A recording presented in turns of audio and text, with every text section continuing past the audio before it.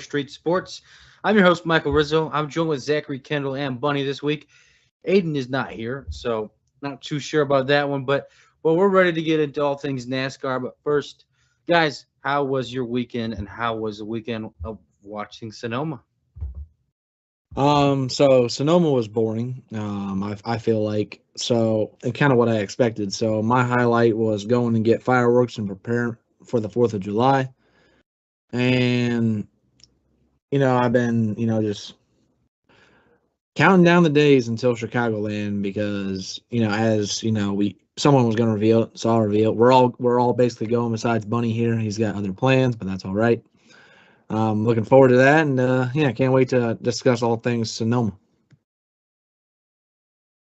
Yeah, no, been a pretty good week. Daughter turned 16 on Monday, so we're going to celebrate that along with the 4th of July this weekend. But, you know, Sonoma, SVG, baby. Yeah, SVG was the name of the weekend. He swept the weekend at Sonoma, besides for the ARCA race. But yeah, I mean SVG. We knew going into this weekend he was the guy to beat, and no one could catch him. Chase Briscoe almost caught him there in the. I think if there was a lap or two left, he gets him. But no, SVG was unstoppable all week long. We all kind of predicted it. I think the NASCAR world knew this was going to happen. But guys, what do you think of SVG and the overall race for the Cup Series? I tell you what I think about it. The highlight of me wasn't that; it was the fact that I finally won the win picks. That was the most important thing coming into this weekend. Was that I picked SVG to do what he does best, and that is dominate and win. And Chase Briscoe, none of us picked him. So that was good because if someone had picked him, I would have been sweating it out there a little bit, but no one did. He won, and you see my background. I'm smoking on that pack real quick. But for no, in all seriousness, I mean, it was a dominant performance. I mean, it's kind of what you expect, but there was some drama, obviously, at the end of that race. Briscoe's car and just overall drive, I feel like was a little better, honestly, especially in the areas that you would expect SVG to be good at. So that's all the braking areas. His car seemed to be better than the um, 97, and it's just that one little mistake in turn one where he just like kind of lost focus and whatnot, cost him a second. Basically, that's the one he reflected on it in his post race interview as well. That's the one he's going to look back on and want back because I feel like with the way the gap was entering that final turn on that final lap, if he doesn't make that mistake in turn one, he probably honestly could have a couple of chances to pass him in that last lap, if not maybe a little before that. And I also kind of agree with what Denny Hamlin said on his podcast about it. Is like he doesn't think that the gap in terms of talent level on these type of tracks is shrinking. It's that Trackhouse is, unfortunately, going in the wrong way in terms of overall speed. And, that sometimes that is, you see that obviously in the ovals program they got going for themselves, but now here on the road courses too. I mean, he lost at Coda. He's hasn't won at Coda since he's been in the Cup Series, but he lost there at Coda to Toyota. And he almost lost this one to a Toyota as well. And yeah, I think just a true testament to shaking off all the nerves that he could possibly have with a guy that's running him down. You kind of like lose confidence in yourself in that moment about, oh, is he going to get me? Am I going to mess this up? He didn't mess it up. He didn't really slip a tire one bit. And I would also say that when he had traffic in front of him, he handled that as best as he could to make sure they weren't affecting any more of the air than they already were. So hats off to SVG for another win. And yeah. This race here was probably the most normal SVG's been on any road course since he was there in Chicago a couple of years ago. And I agree with what you said about what Denny was saying. Is it's not that the talent level is getting closer. It's just that Trackhouse is struggling so much. And there are some extremely good road course racers that's out there in NASCAR. But when it comes down to it, it's in the footwork. It's in the footwork, it's in the hands, it's in the react. I mean, SVG is at the top of his game when you had to turn left. Or when you had to turn right, not left. They always turn left, but they need to go right. So, I mean, For me, I like it. I wish that there was a little bit more competition. And something that we've said about SVG is once he figures out the ovals, he's going to be a threat. And he's getting better. Now that the road courses are over with, how does that affect him going forward? You know, you've got Ty Gibbs there, Bell, Zilich, McDowell. They're all going to be people that are going to be in contention. You're not going to outdrive SVG on a road course, but you have to out game plan him. You have to try different things. You almost have to outsmart him in areas that is not driving. And I know that's what NASCAR is. It's about, you know, driving or racing. But the people back at the shop, the teams, the pit crew, that's where you're going to tighten the gap. And this was not a overly dominant performance from SVG, but like we have seen in the past, but still a great performance. He picks up another win. He gains well-needed points and tries to make his way into the chase. Yeah, I like how you ended it there with tries to make his way into the chase. I wanted to bring this up, and we're going to talk about points here soon. But he now has a plus 36 point lead over the cut line for SVG. And, you know, I think if he had also did well at San Diego and won that race or finished second, got a lot of points, and then backed it up with a win here at Sonoma like he did, but he did not have that race weekend at San Diego. Now with only 36 points to the good, do you think that SVG can hold on to that points gap that he has to the cut line and make it into the chase, or do you think someone below the cut line is going to pass a guy like him? Right now he's 14th. He's got two spots there as a buffer. But if you look at this point standings, and we will go back over to the point standings here later in the show, but you got him at 14th, 15th, Ryan Preece, 16th, Cindric, and the first car out is Eric Jones, followed by Brad Keselowski, AJ Allmendinger, and Joey Logano. Do you see any of that changing with SVG being only 36 points over the cut line?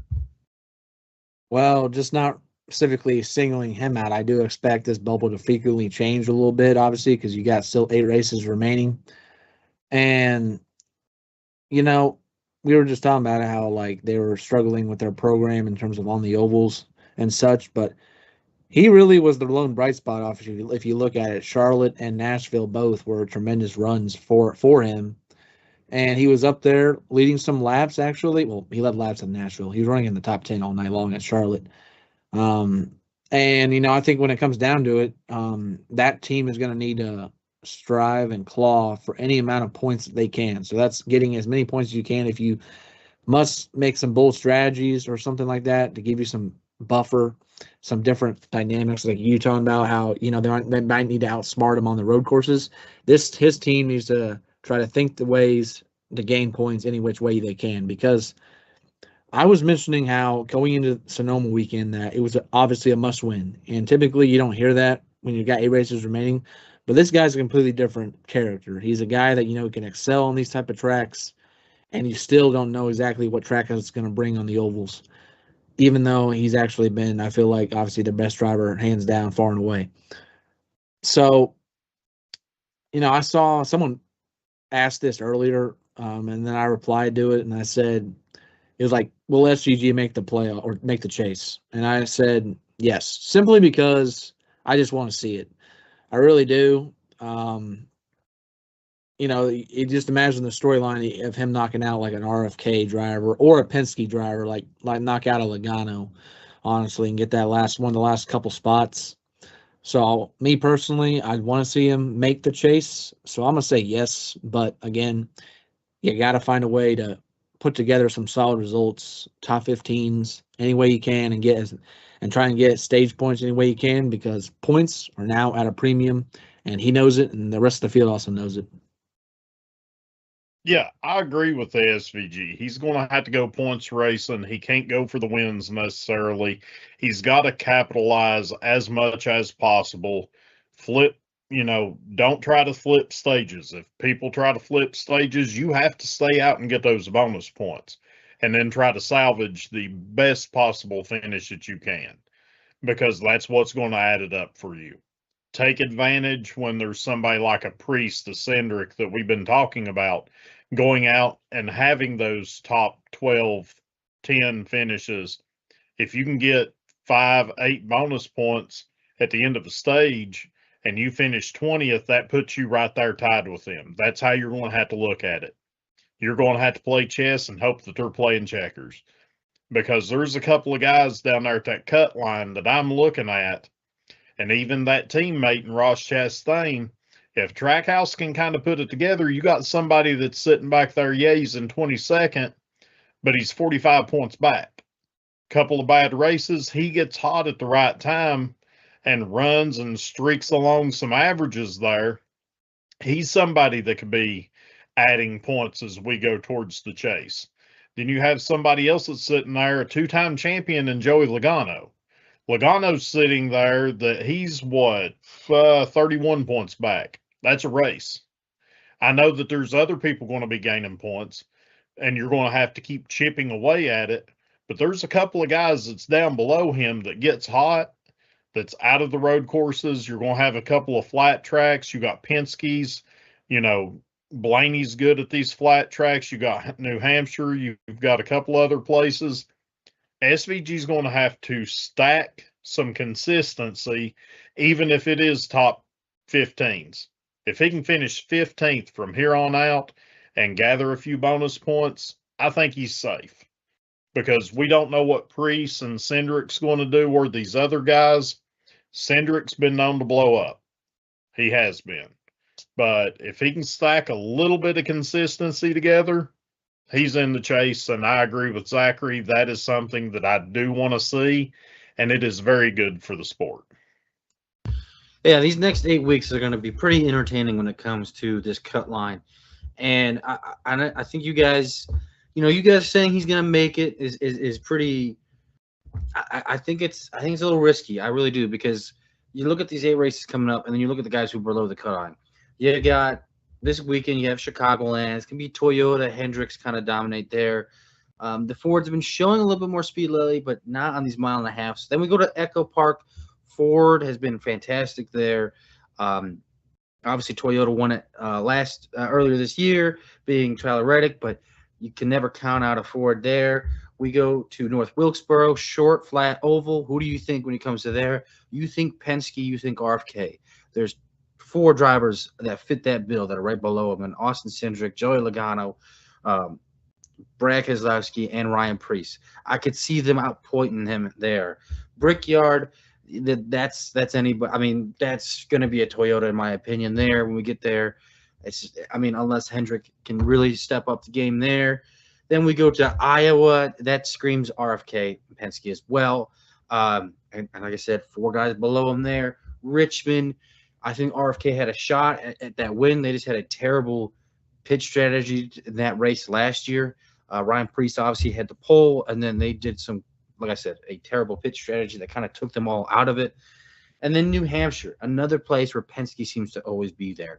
So, and then we ended with a wild card being Daytona. If you ask me at those races and the drivers below him, I just don't see him making it. I really don't. I think he's going to miss it by just a few points. At this rate, that's just what I see. And I think he knows it. The garage knows it. Everyone knows it, that they are going to be point racing here. It's going to come down to stages. It's going to come down to just being consistent, not having those issues like they had. I think it was Las Vegas. He had an issue. Michigan, they were non-existent, 33rd all day long. Trackhouse can't have those issues where they just don't show up on a weekend. And right now, you look at Trackhouse, you look at his teammate Ross Chastain. He's on his best 3-race average at a 9.3 average finish the last 3 weeks. There is 2 road courses in there. We have no more road courses for the rest of the season. That's why we're also worried about SVG here. So this is going to be an interesting, nerve-wracking battle with SVG and that cut line and the drivers below him. And I'm sure we're going to be all excited to watch it. we're going to stay on the topic of points, and this time we're going to talk about Denny Hamlin, the new points leader, only by 1 point. But yes, he's the new Cup Series point leader after a race day where it looked like he was actually going to show up at a road course, but then got taken out in a little interesting battle there with Carson Hocevar and Brad Keselowski, Alex Bowman. Just it looked like a pileup gone wrong, a bump gone wrong, and he just was the butt end of the joke there, and he was spun around there. Now, something I also want to add here too is I doubt Denny Hamlin believed after 2 road course races he'd be the leader in the points. So, guys, Denny Hamlin now the new leader in points after a interesting weekend with that situation with Carson Hocevar. Do you think that was on purpose, or do you think that was all just turn 7 being turn 7?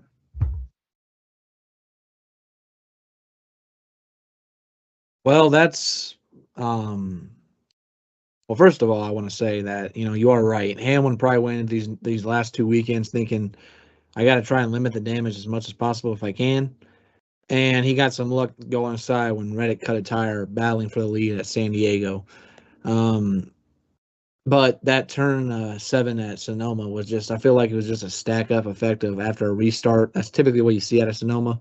In that corner is where they sometimes all go 3 wide and multiple rows deep. And, there might be a stack up, a check up from somebody, and you're just running into each other there. And that's kind of just what happened. Bowman was into Keselowski, who was into Hocevar, who then got into Hamlin. And, Hocevar is not going to get the benefit of the doubt because, well, he's Carson Hocevar and he's very aggressive. And he's the new blame Ross Chastain in the 2026 and the big 2026. So, Hamlin's obviously rightfully upset about that because, he had a real opportunity to stack points above Reddick. Now he's only just still 2 or 1 point ahead. And I'm not looking at the points right now, but that's what he is basically, is 2 or 1 points or 1 point ahead. And he could have been 1 point ahead. Okay. He could have been around 19 points ahead, honestly, 20 points ahead if that doesn't happen. If not, maybe a little more. And, again, I talked about it, before this stretch run, is that Reddick, the first 14 races of the year, he had no worse finish than 15th. I said the law of averages were going to even out a little bit. They are definitely evening out because he's finished 26th and he's finished dead last the last 2 races. And it's not over by any means. But for Hamlin to obviously claw his way back into the fight and get the top spot is definitely a worry for the rest of the field, considering even though it's not that big of a reset, he still has 25 points above anybody else when the chase begins. So, I think people would rather have Reddick be out front and being the top guy, because with Hamlin, with an advantage like he has and with the way that 11 car is running, no matter where it's at, honestly, because if you look at it, we all agree that Denny Hamlin, the weakness that he has is road courses, and there's no road courses in the chase. There's just ovals and flat tracks, and he's pretty good at those. So, I mean, yeah, sure, Hamlin probably was pissed off in the moment, and he seemed like he was a little agitated afterwards. So he just had to go back and replay it. But in his mind after that, I feel like he's going to clear it all away and just go focus on these next 8 weeks, because as he should, he has a real shot at getting the number 1 seed. Yeah, Denny just looked at this and said, calm down, young grasshopper. Look, old and steady. He consistent. I knew that Reddick probably could not hold what he done in the first handful of races. Granted, he won the first 4 right off the bat. But I felt like that he was going to be able to take a dip. It was going to shrink the gap. You're going to have consistency out of Denny. He's going to bring it on. He was able to do so. I did like your comment about he lucked up into some road courses. What I'm going to guess that this Sonoma is probably his best road course that he's raced at. But I think Denny is set out on a mission. He has been for the last few years. I'm not saying that he hasn't been for his entire career, but this year just feels different with Denny. Denny is like a shark, and I think he's ready to attack. And for him, he knows what it's going to take. He knows what's happened in the past. He knows how to handle this, and just he's running with it. I think everybody needs to watch out. This is Denny Hamlin's championship to lose. Setting the bar straight right there, huh? His championship to lose. I like it. I mean, you're not wrong. I feel like at where he is in his career, obviously he claims next year is his last year, but I doubt it at the way he's racing. But I mean, he's looked as good as he ever has. He's aged like fine wine, and he's right. I mean, he's on the top of the Cup Series right now in terms of talent, ability to win whenever, and still consistent at some of these road courses that we didn't think he would be. So, put him on spot saying that, I think he himself thinks that this is his championship to lose, even with Tyler Reddick being as good as he was to start the year. Zachary always says that the law of averages is always going to catch up, and the law of averages is caught up to Tyler Reddick, and the two of them are now neck and neck in points. Tyler Reddick now 1 point back, a little ways back before we get to Aiden's guy and Ryan Blaney there, but he's still there. He's lurking. But it's shaping up to be a pretty good race to the championship. Halfway through this season, we finally have a race to the championship. Yeah, Aiden, go ahead. Yeah. Hey, I've been here the entire time. Anyways, I was going to mention, too, you mentioned Ryan Blaney's been slowly catching up. Really, because of Reddick's few blunders, everyone's really catching up. Blaney at one point was 200-plus points behind Reddick. He is barely over 100 behind Reddick. Ty Gibbs has caught up to him. Kyle Larson has also caught up to him. Those three drivers are really closing the gap. Now, do I think Reddick's going to fall that far off? I'm not sure, especially looking at the tracks we have coming up, especially Chicagoland. We still got a few mile and a half to go, but it'll be interesting to say the least. We'll definitely have to see, but I mean, I wouldn't be surprised if we see him possibly lose another spot or two in 3 weeks.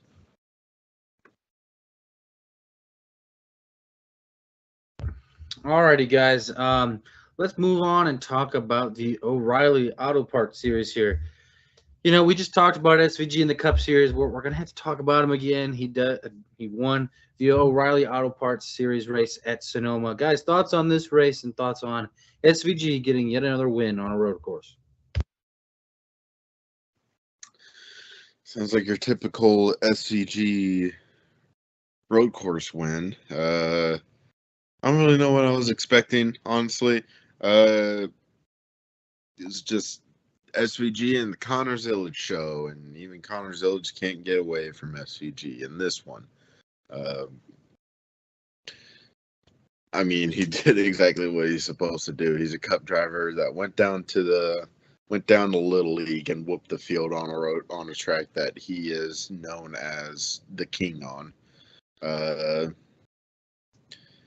Yeah, nothing much else to say. He kind of just did what he was supposed to do, what was expected of him, and he showed out for sure. If this was 2018, honestly, the field would be in trouble, because if you're getting what Justin Allgaier was doing this year on top of what he was doing in 2018 on the road courses, there'd be no stopping him. But unfortunately, this isn't 2018, and drivers have gotten better, and he had an awful weekend. But his JRM teammates were right there, obviously picking up the slack from when he wasn't. And sure, it wasn't a Sammy Smith who's still full time in the series. It wasn't even Carson Clawson, because he wasn't even driving one of Junior Motorsports cars. Good finish though by him in 7th place, I think. But no, it was SVG obviously, and you said it. He just kept. I almost fell asleep honestly watching this, because I did watch this race. I almost fell asleep during it because he was like so far ahead of everybody else. And that's kind of just what you expect, when he goes down to a lower series. I mean, not even just a lower series. He goes up to Cup and wins by 18 seconds at Mexico City. And then, this isn't Mexico City, but, you come down to a lower series that has lesser talent. I'm not saying that there aren't good drivers on these type of courses, but he's just obviously a level above everybody else. Not even just a level above. He's like 3 levels above everybody else. Even Connor Zillage couldn't keep up with him. And, part of that's because he didn't have the track position, really, because he cut a tire in the practice qualifying session, had to go to the back, start at the rear, and made his way through the field. But, he just he got away from everybody on the start of each start of the stage, and just kind of managed the race from there, and no one could really catch him. So again, it just a hats off to him for another win. And he went trophy hunting, got 2 trophies, and he got a lot of money this weekend because he was the winner in both. Not wrong, Zachary. Not wrong. A lot of money, 2 trophies, and JRM in victory lane. Sounds pretty expected going into the weekend. Let's move on and talk about the news around the garage. As always, we start with the points. We kind of discussed the points earlier, but let's get back to it. Starting up first, we have Denny Hamlin, a 1-point lead over Tyler Reddick. 3rd, Ryan Blaney. 4th, Ty Gibbs. 5th, Kyle Larson. 6th, Chase Elliott. 7th, Chris Buescher. We have 8th, Carson Hocevar. 9th, Daniel Suarez. 10th, Christopher Bell. 11th, Chase Briscoe. 12th, William Byron. 13th, Bubba Wallace. 14th, SVG. 15th, Ryan Preece. 16th, Austin Cindric. 17th, Eric Jones. 18th, Brad Keselowski. 19th, AJ Allmendinger. And 20th, Joey Logano. Guys, as always, give me 3 drivers you would like to talk about during these point standings here. Yeah, I mentioned him last week, but I just want to give this opportunity to mention again Joey Logano in 20th in points. Digging his hole a little bit further down, he might miss the chase, but you look at the tracks coming up; those are his strengths. As he's a veteran at Chicagoland, I'm pretty sure he's won at Chicagoland before. Echo Park, he's good. He's good at Atlanta. He's won the Atlanta race. He's won the old Atlanta race. He's won the current configuration of Atlanta races. Like, he can drive there. North Wilkesboro, that's a flat oval. That's Penske's strength. Now, can he be the dominant Penske car? I mean, we already know Ryan Blaney is going to be good there. Even Josh Berry has kind of shown more speed on those flat ovals recently than Joey Logano, but Logano is going to show him something. He's a former Indianapolis winner. Again, another flat oval, more of a high-speed flat oval, but that kind of does play in his strength. Iowa, Ryan Blaney tore him up. Our first time here at Iowa, Logano was really not that far behind. Richmond, Logano is a veteran again, and he really likes Richmond. Probably should have won here. If Austin Dillon didn't dump him, he won it in 2014 as well.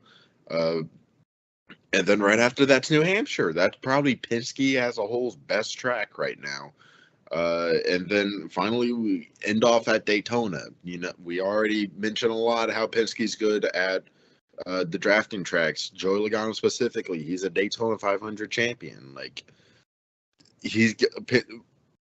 Joey Logano is in a really bad situation right now, but he has the perfect set of tracks coming up right now for him.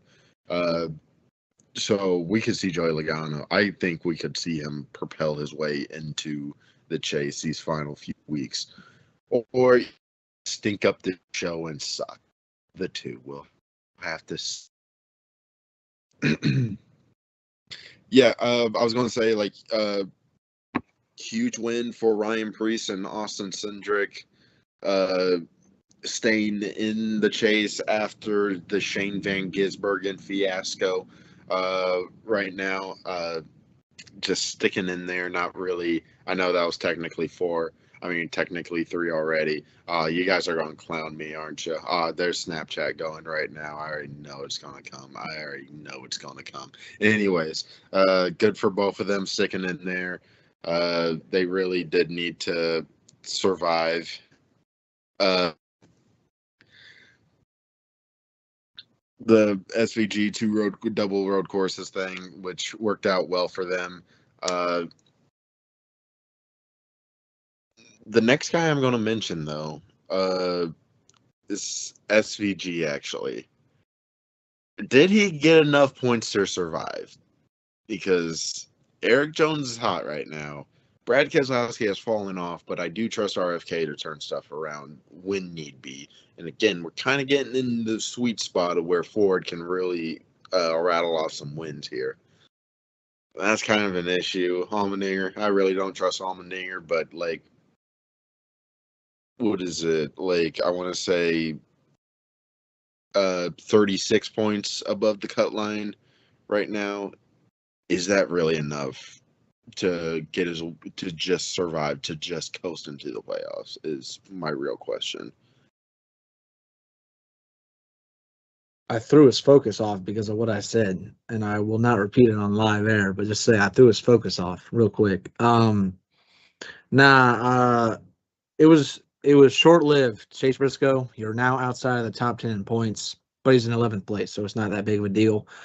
The reason why I want to single him out is because, like last year, it was around this time of the year when that 19 car started swinging upwards. I do feel that you and I think you guys feel it too, is that 19 car is finally starting to run up front more consistently. He's not having issues. He's not having bad luck. He's getting a lot of points. Now is the time to strike and get your climbing way up towards the standings, towards that top 6, if maybe into the top 6 before the chase begins.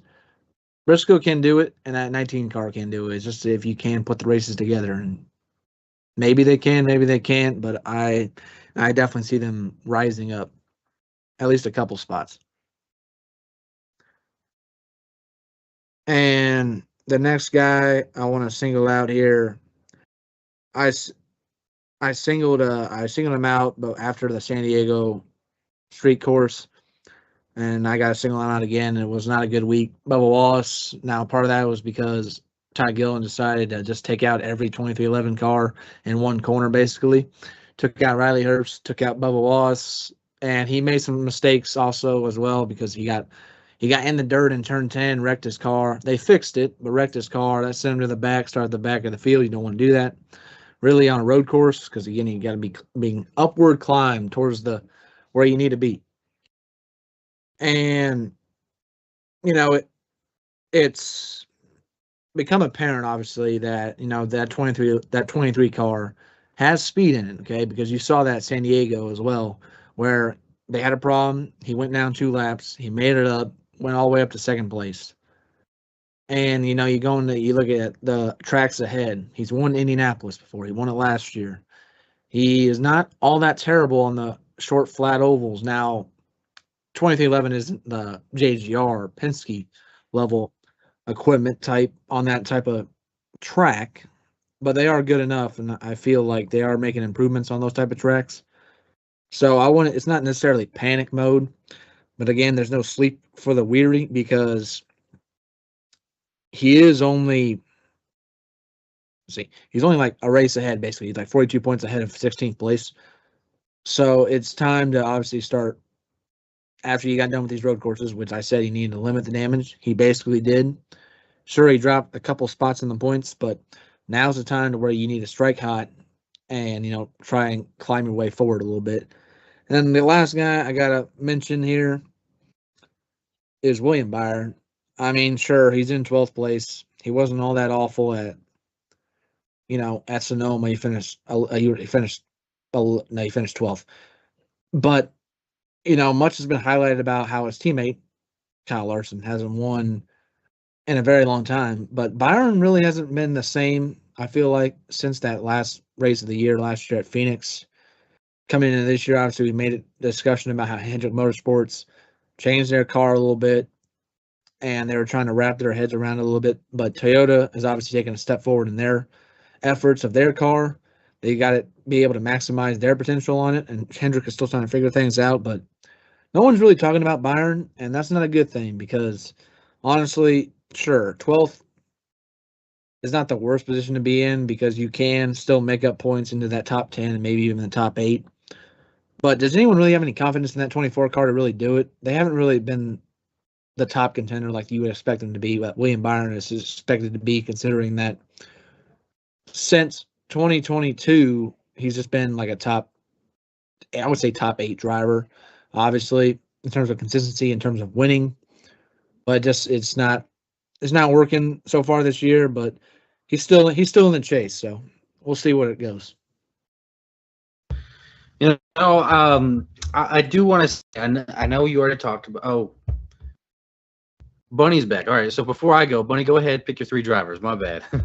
Okay, I have zero clue who anybody picked, but I'll keep it pretty short and sweet because I wanted to touch on that cut line a little bit. Is, you were saying that you don't think SVG will make it.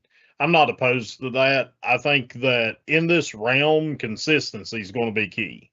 And that's what I was saying earlier with that. I did catch the tail end of what you were saying about Byron. I think Byron's just having a down year this year. But down here around the cut line, I think we see Brad Kozlowski kind of chime in a little bit here towards.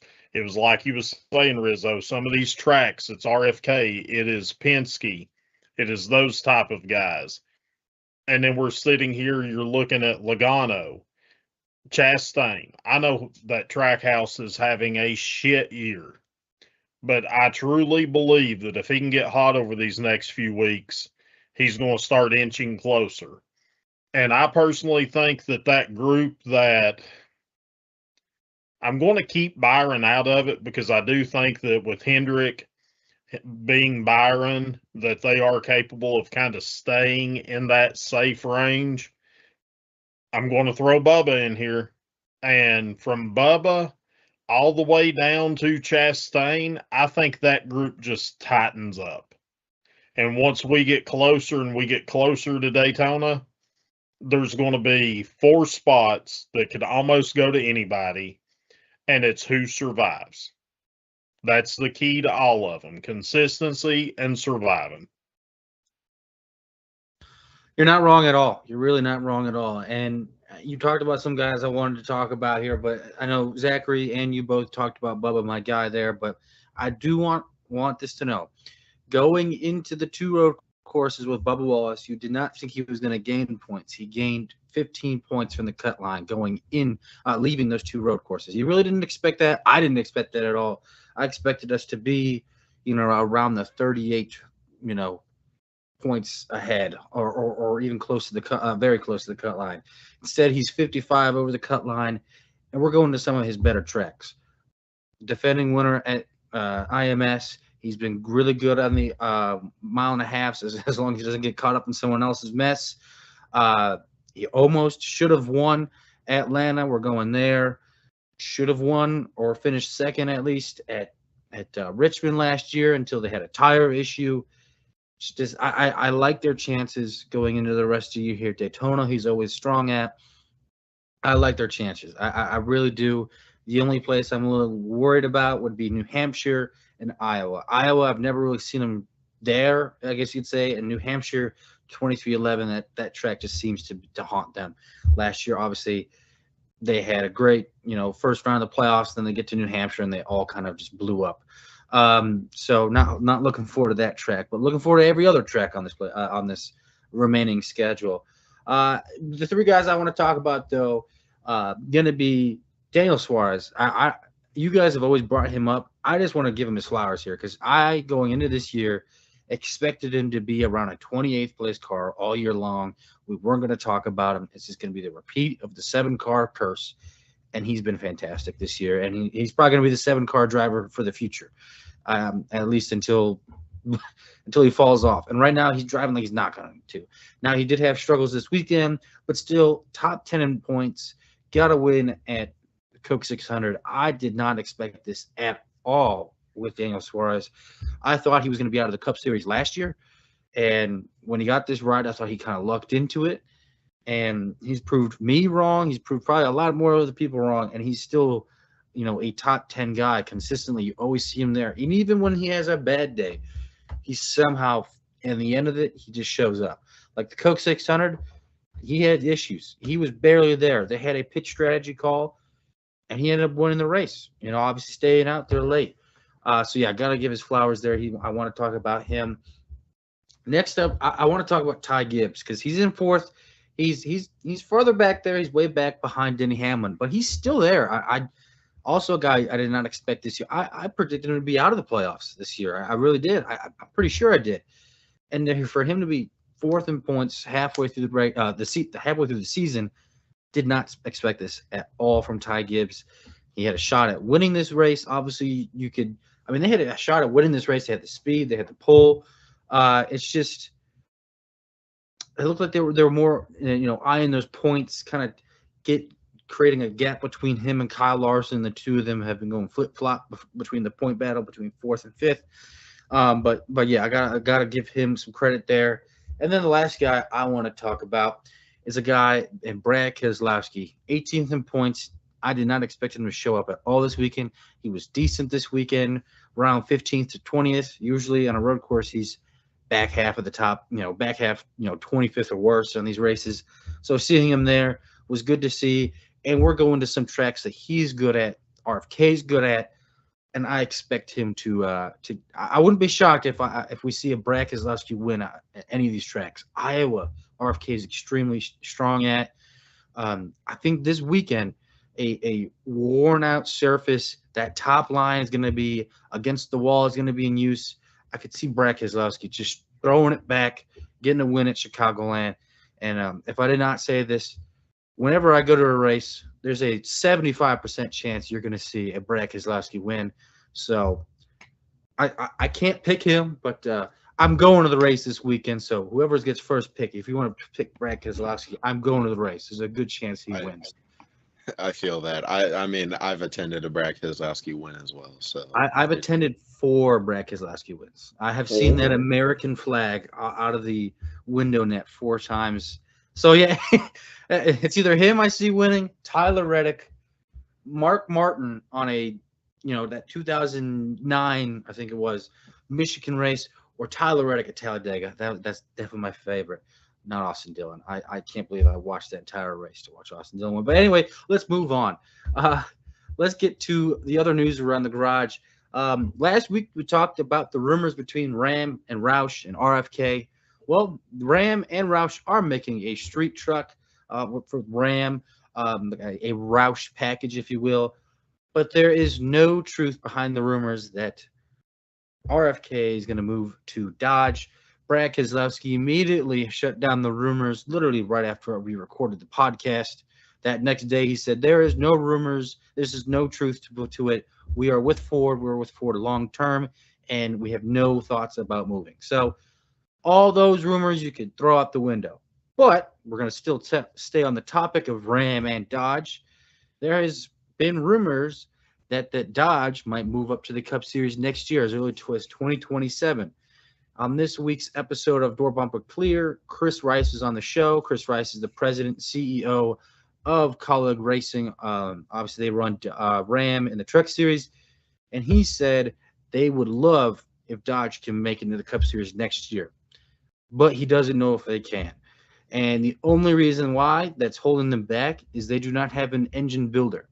And he said originally that's the whole reason why they left after 2012. Penske moved on from Dodge, they moved to Ford, and Penske was making the engines. So as soon as Penske left, Dodge was no more because no one was making their engines. They said they would have stayed if they had someone making engines, but as soon as they stopped and moved on to Ford, they were out of the series. So all that Dodge is looking for now is a engine manufacturer. Obviously, the reason why they're running trucks is because every manufacturer runs an Ilmor engine. It's all spec engine. But when it comes to the Cup Series and O'Reilly Series, it is based on engine builder with OEM partners. So they don't have that OEM partner yet to build an engine, so that's all we're waiting for. So, guys, thoughts on the whole Dodge, Ram, RFK, and Dodge Cup Series situation? Yeah, Brad shut that down real quick. That was not a rumor for very shortly after we recorded it and talked about it. The Dodge thing is interesting. I also personally would love to see Dodge back. I didn't know that them not having an engine builder was the issue. So let's get them an engine builder. We've talked a lot on the show how good having another manufacturer in the sport would be. Having Ram and Dodge, and then now you got a 5-car team. I would say it'd be interesting to see who would switch over to Dodge if that were to happen. Obviously, well, now we know RFK definitely ain't switching over. I don't think Penske would switch over, especially after this. It's really the lower level teams. Like, if Dodge came to NASCAR, I can see like Front Row Racing trying to move over to Dodge. Maybe what used to be Brad Doherty Racing. I don't remember what it's called anymore. It's been like 2 years of the new name, and I still do not remember what it's called. I can see them switching over from Chevy and possibly driving a Dodge or a Ram or something like that. Would be really interested to see. I want Dodge back, probably more than Ram, honestly. I don't know. Their Chargers are just cooler, I guess. Or would they technically be Challengers? I guess they would technically be Challengers. Their Challengers are just way cooler, I guess. But yeah, I'm excited to see if this rumor does come to fruition. Obviously, Colleague is definitely the leading partner of definitely going to switch over if they do end up going to the Cup. If someone does end up going to the Cup Series, just because what they're doing in the trucks, you can see. So yeah, I'm excited to see what this entails for the future. Well, first off, I want to say that I really enjoy when drivers use their Twitter to start whatever, whether it's ending rumors, whether it's starting beefs, whether it's whatever.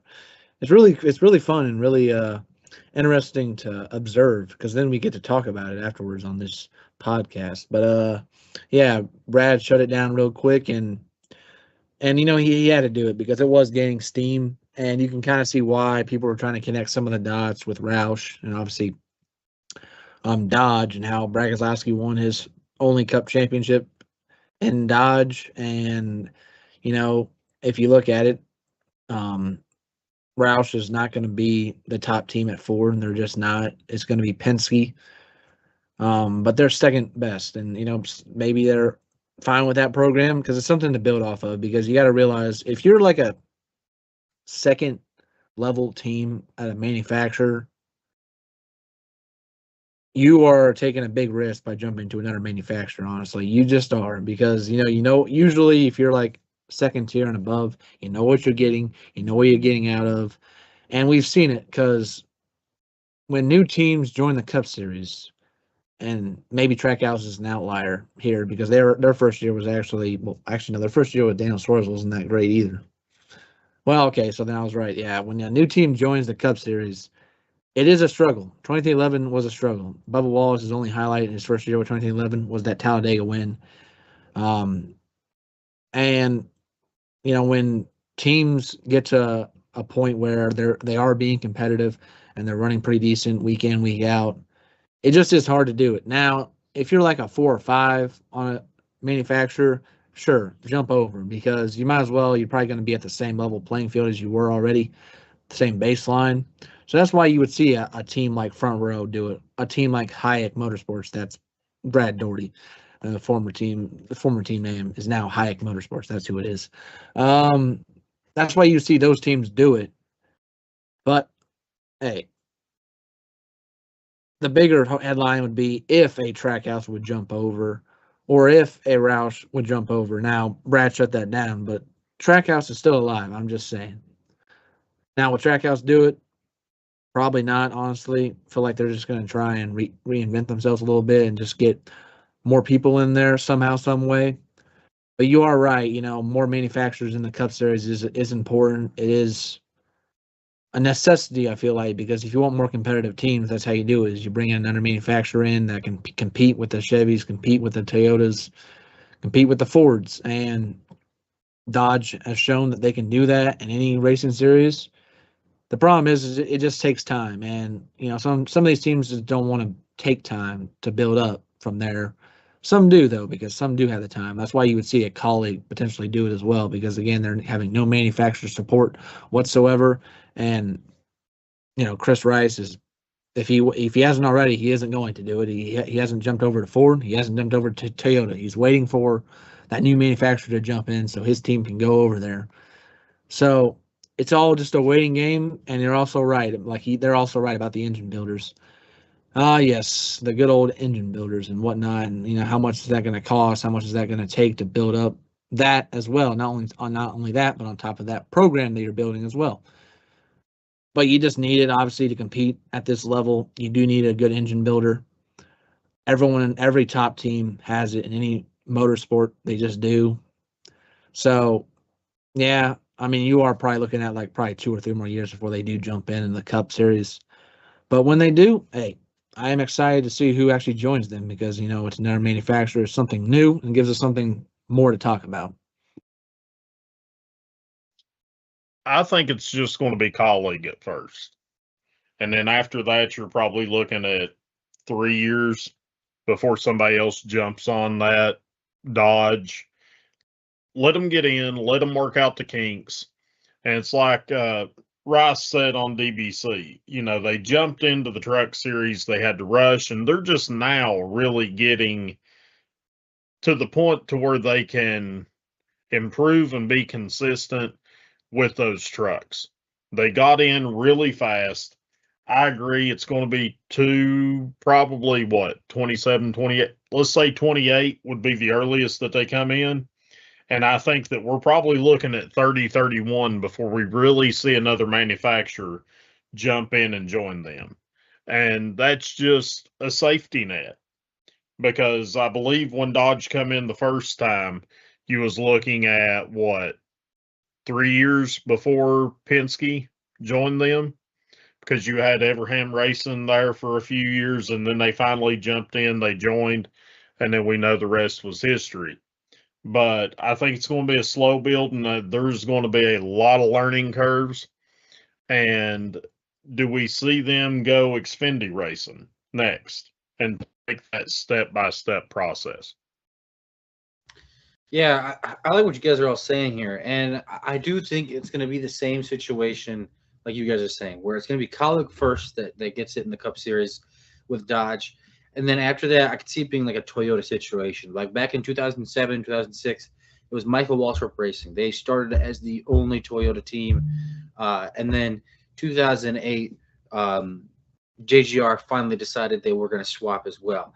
And I see that happening with Colleague. I see Colleague doing all the hard work, all the heavy lifting, all the waiting, and they work out the kinks with Dodge. And then I see that next big team join them a year or two after. And I really do think that next team, like if I had to put money on it, if a team were to join them, I'd put money on Trackhouse, because they just seem like the team that would be the most they would take a chance on it. Like, I mean, they're obviously struggling now. Like, besides SVG, they are a championship caliber team, like they were in 2022. The reason why they were so good then was because they hit on the next gen car earlier than everyone else did, and that's the reason why Ross Chastain was so good. And why not re-spark that hit that they had in 2022 with a new manufacturer, be the A team of Dodge. Now, obviously, Colleague is going to be the A team, but Trackhouse is a 3-car team. We've seen it from them longer that they could probably be better than Colleague.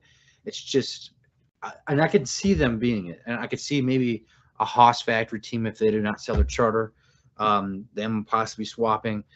I mean, maybe the 47 car as well, and their team at Hayek, but I don't see anyone else doing it. I know some people are saying Spire. Spire is Chevrolet through and through. They're a mini Hendrick. I don't see them ever changing and getting out of Chevrolet. But yeah, I'm excited to see this. I mean, we've always wanted more manufacturers. Heck, if we get another one, like there was a rumor Honda was also going to join. I mean, it'd be great. Better for all the other OEMs, better for the teams, better for NASCAR, better for all of us. We get to see that awesome competition between the OEMs.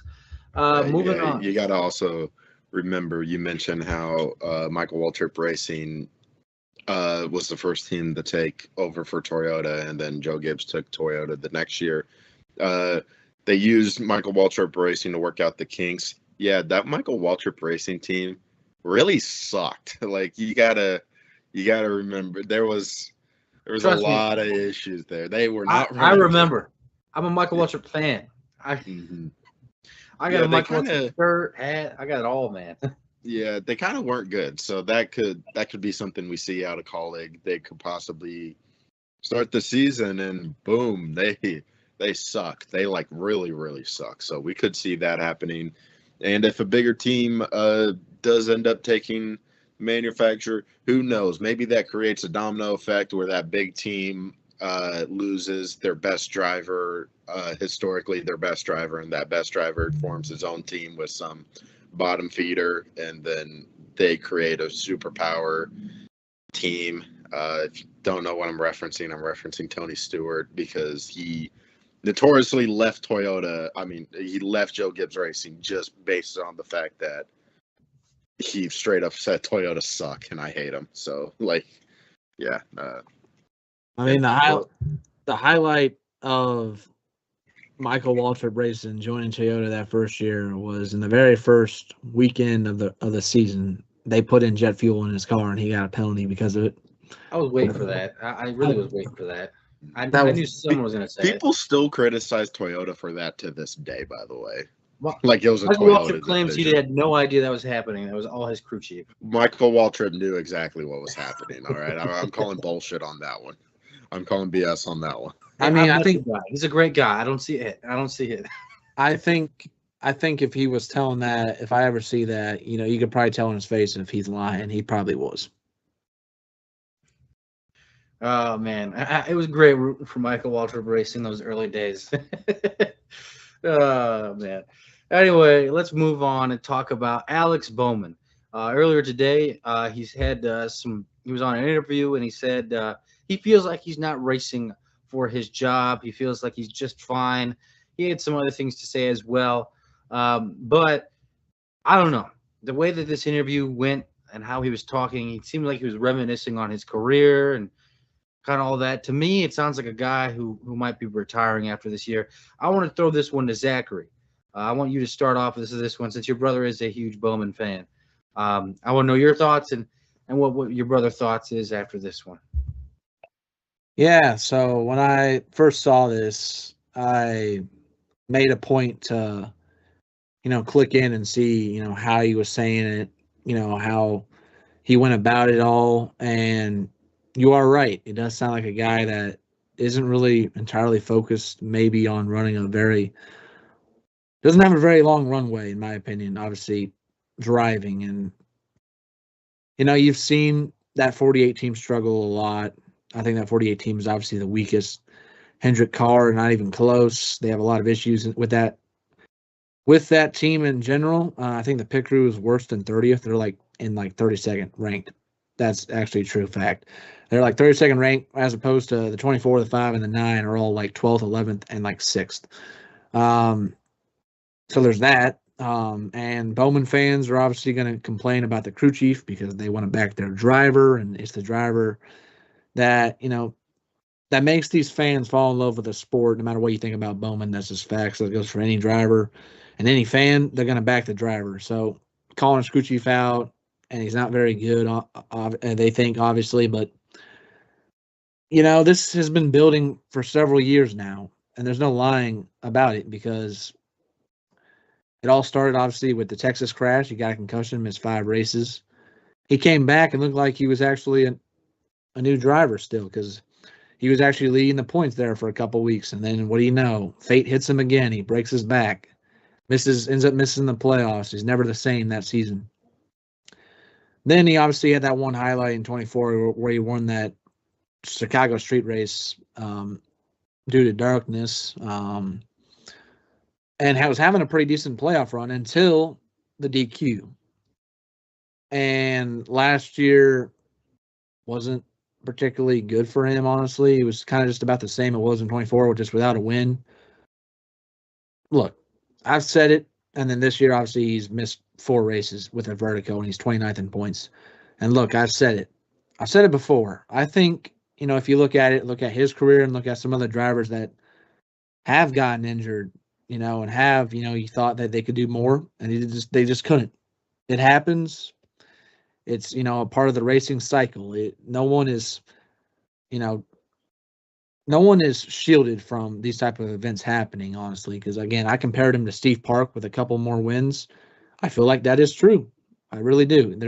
They're guys that have some respect from their peers, who made it to the top level, who won races at the top level. And if you look at Bowman, if you take him all the way back to 2016 and tell him that he's an eight-time Cup winner, drove for Hendrick Motorsports for a good portion of his career still, he would call you crazy. But yet that's what happened, okay?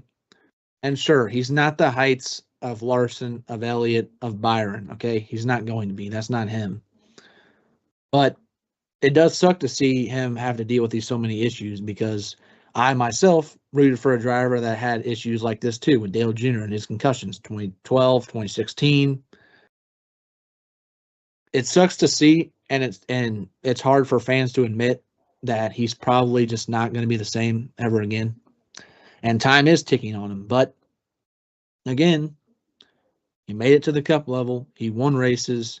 And he even said in that interview that he was talking about how he doesn't feel like he's racing for his job, that, he feels like he's at a point in his life where he doesn't really need to continue this for much longer, or forever is what he said. And that's where you kind of see him reflecting on things a bit. Now, what Hendrick does with that 48 team is completely overhaul it, number one, overhaul that whole team. And then number two, I think you bite the bullet and you bring in Corey Day, honestly, to Cup, because, in order for that team to be good for the long haul, you're probably gonna need him to bring up to Cup and swallow the pride a little bit, and have, like, maybe what's happening to Connor Zilic now is going to happen to Corey Day, and might happen for a couple of years until he figures things out. Because I don't think, obviously, he didn't run in trucks, so I'm not saying he's not taking the Corey Hine path. He took a completely different path to NASCAR. This is his first year in pavement, and the O'Reilly Series is obviously not the Cup Series. But you take the long approach here, because I really don't see a good veteran stopgap available. And as for Bowman, if this really is the end, man, hey,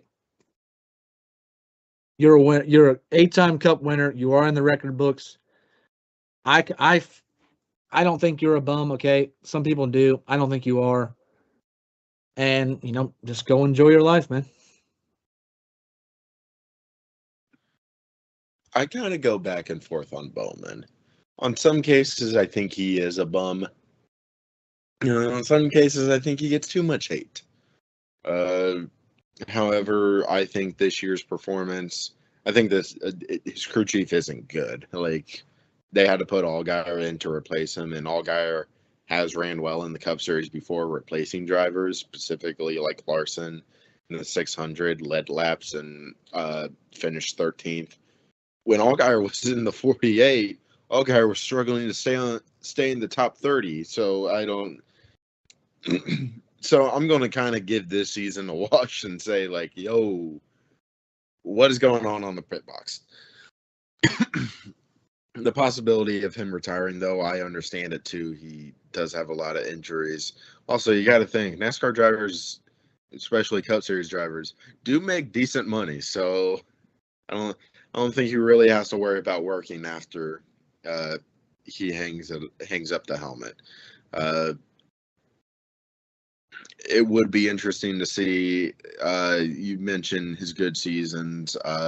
You didn't mention 2020. 2020 was probably arguably his best season. His last season in the 88, 21, he kind of just won a bunch of races and was mid-pack, but he won 4 races.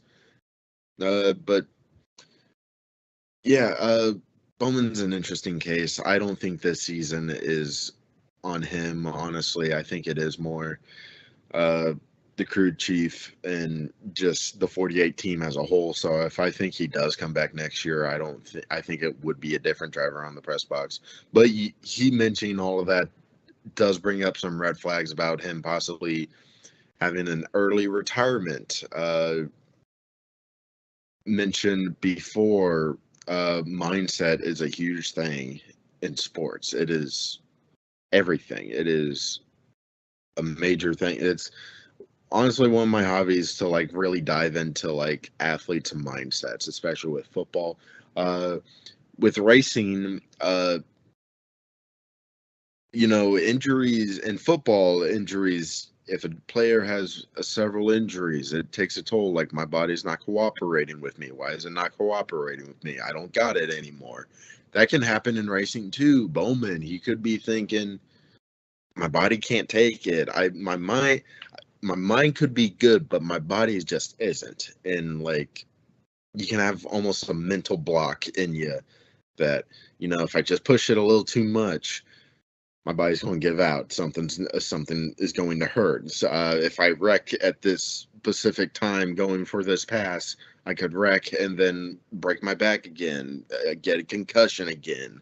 So all of those things could be swirling through Bowman's mind right now, and that could also just push him to retiring.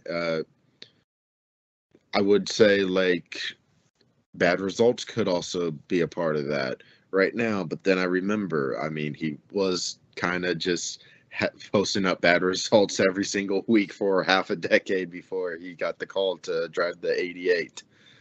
But I mean, I really think mindset is a huge part of it and could really push him to a possible early retirement if the injuries just keep eating away at him.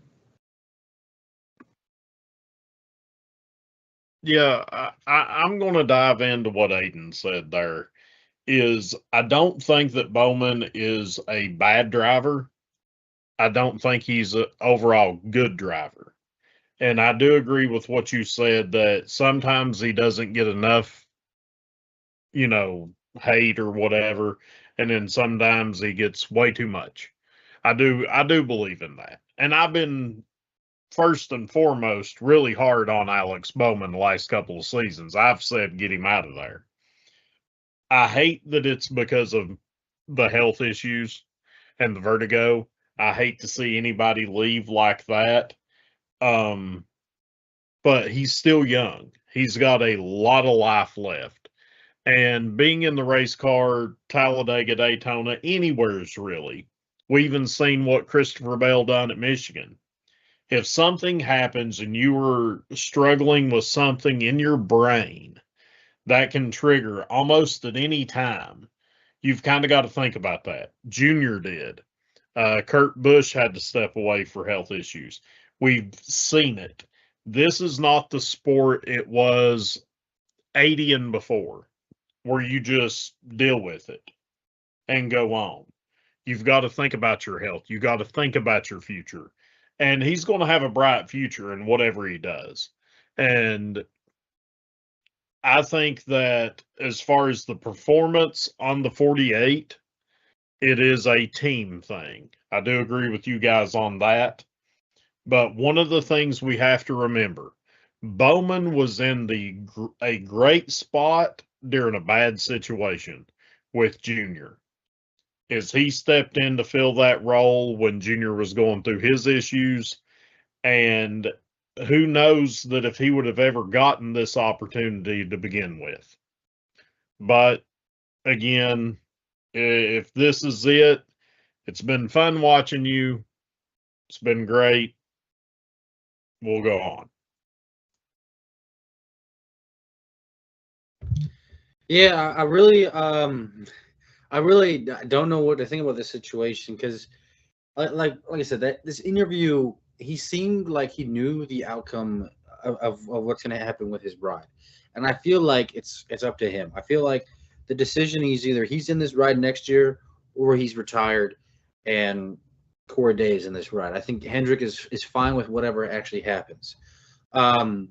As for what I think happens, I really do think that maybe he calls it a career. I don't know. I don't know. I feel like it's too soon for sure. I mean, it's way too soon for him. But it sucks to see that, you know, injuries has played such a role in his career to the point where now he's, you know, thinking about his future, what he wants to do. And like I said, I mean, he's made plenty of money being a Cup Series driver. It just depends on his long-term health and what he wants to do there. So I hope whatever he ends up doing, it's for the best of him. If he wants to stay another year or so be it. If he decides to retire, it was great watching him race. That 2019 to 2023 Alex Bowman was pretty fun to watch. For sure. He got his first win at Chicagoland. It's the last race we had there. And then went on a tear in 2020. Then COVID happened and it kind of ruined his season there. But then even after that, he was, very, very, very consistent. 22 and 23, he was leading the points until he had an injury. So it just sucks to see how his career kind of derailed after the injuries, and now it's kind of just a backmark driver with a premier cup team. Crew chief. You don't really know if his crew chief is really any good. So it just sucks seeing the way his career has kind of unfolded.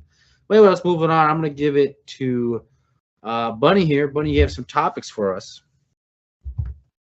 All right, let's start off. One of the comments in the chat when we was talking about Michael Waltrip and Dodge coming back into NASCAR is, do not forget, the year before Dodge and Michael Waltrip Racing started, Waltrip ran for Bill Davis in the 55 car. And that was the most atrocious year. I'd forgotten about that. I remember Michael in the 55. I forgot about the Bill Davis part. Next, one of the questions is, do you guys believe Legacy Motor Club may come up and be a contender in the Cup Series in the next few years? Or are they slated to always be middle of the pack? This kind of fits into that Dodge Toyota conversation that we had earlier. I'll start off with these. To start off with the Michael Waltrip one, I remember 2006 when he drove for Bill Davis, but I don't want to.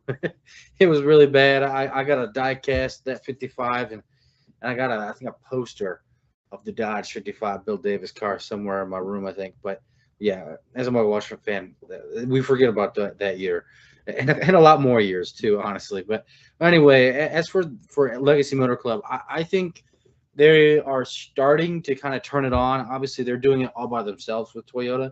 It is that they are getting information from Toyota. They're not getting really any information from JG. They're getting none information from JGR 2311. It's all by themselves. And these last 5 weeks or so, they've been kind of on a heater. They've been really good.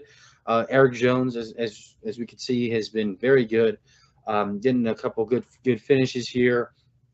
He's now a guy that I think everyone kind of predicts to be in the playoffs, just based on the speed that he has had, the aggression that he's had late in these races. And I think they'll slowly but surely in the next few years become more of a contender. But, there's just so many teams that are so good that at that point, when you get to be that good, it just becomes more on just the driver's skill. And I feel like Eric Jones has that skill to be a guy that can get into the top 10, can get a win. Obviously, we've seen him win 2 Southern 500s. He's got the talent to be that guy. As for John Hunter Nemechek and the rumored driver of the 84 next year being Riley Herbst, not so much. I don't see it so much. Riley Herbst is, if he gets that ride, he's going to get downgraded in equipment. And already he's having a career year, but he's 23rd, 24th in points and 23-11 in equipment that we've seen could be, winning equipment, and he has showed no speed, no winning speed. And then now we're going to see him in a Legacy Motor Club car. Like, is he going to really show up there? I don't think so. He's going to have to develop with the team. As for John Hunter, he just makes so many mistakes, and he's so overly aggressive and doesn't have the speed to back it. And I feel like he's going to be in that 42, and he's probably going to be there long term. I just don't think he's a driver that could take a team that doesn't get the funding, doesn't get the what do I want to say, like the resources that these other teams above them get. I don't think he could take a car like that and make it better. I think a guy like Eric Jones definitely can, but the other guys not so much. Yeah, it'd be interesting. I understand what you're trying to go with Legacy Motor Club switching over to Dodge. I think it does make sense. You see, the sweet spot for someone to switch over to a new manufacturer is like the third or the fourth best team of a different manufacturer. That's what they are. They're the third best team right now. Obviously, we know what 2311 and Joe Gibbs can do. Even though you really look at it from a statistical standpoint, Joe Gibbs is having a bad season. If you really look at the team as a whole, they're still a top Toyota team, in my opinion, most definitely.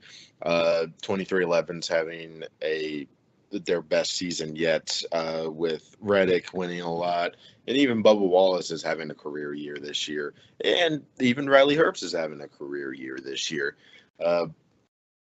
I'm one of those guys that think Eric Jones can still race. I think if you put Eric Jones in a top tier ride, he can tear up the field. I think he can be really good again.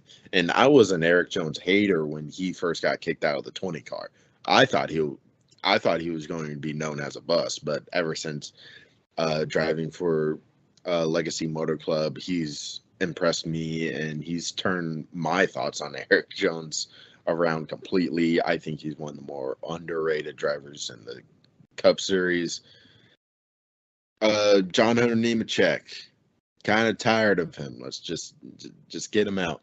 And the 84 car is interesting, to say the least. I wasn't aware of the Riley Herbst rumors that Rizzo was mentioning, but it kind of does make sense if that does happen. So I personally wouldn't be surprised now that you say that. I'm like, yeah, I can see that. Is Legacy Motor Club is not really known for being the most loyal race team when it comes to manufacturers. I mean, in our lifetime, we've seen them be a Dodge team, we've seen them be a Ford team, we've seen them be a Chevy team, and now we're seeing them be a Toyota team. They ran Pontiacs back in the day. They're not really. They kind of seem to move back and forth between manufacturers at will. So I think if a Toyota team does switch over, I think it's more likely a Chevy team or even a third tier, fourth team. I mentioned Front Row a while ago, possibly switching over to Dodge. So Toyota teams are kind of like the least likely, in my opinion, to switch over. But if a Toyota team does do it, it would be Legacy Motor Club. Yeah, you're not wrong. Because the only other two Toyota teams out there is Joe Gibbs Racing, and they're not leaving Toyota, and it's 2311, and they're not leaving Toyota either. So it would be Legacy if it was out of the Toyota camp. Now, with the recent run outside of these two road courses, obviously Eric Jones was putting together some phenomenal races. Second in Michigan was the highlight of that run. He's always been, to me, a steady driver. He's not really flashy, but he can put together some good results if you give him the equipment and the cars to do it. And the issue with him specifically is not really his driving. It's the fact that he brings basically no money to him, no money with him. So that's why you'd bring in a guy like Riley Herbst, on top of the fact that you paid a brings the load of money to get that third charter, and he brings that Monster Energy support. That's just very valuable to a team. It just is. You see it with 2311, why they kept him for so long, for as long as they did.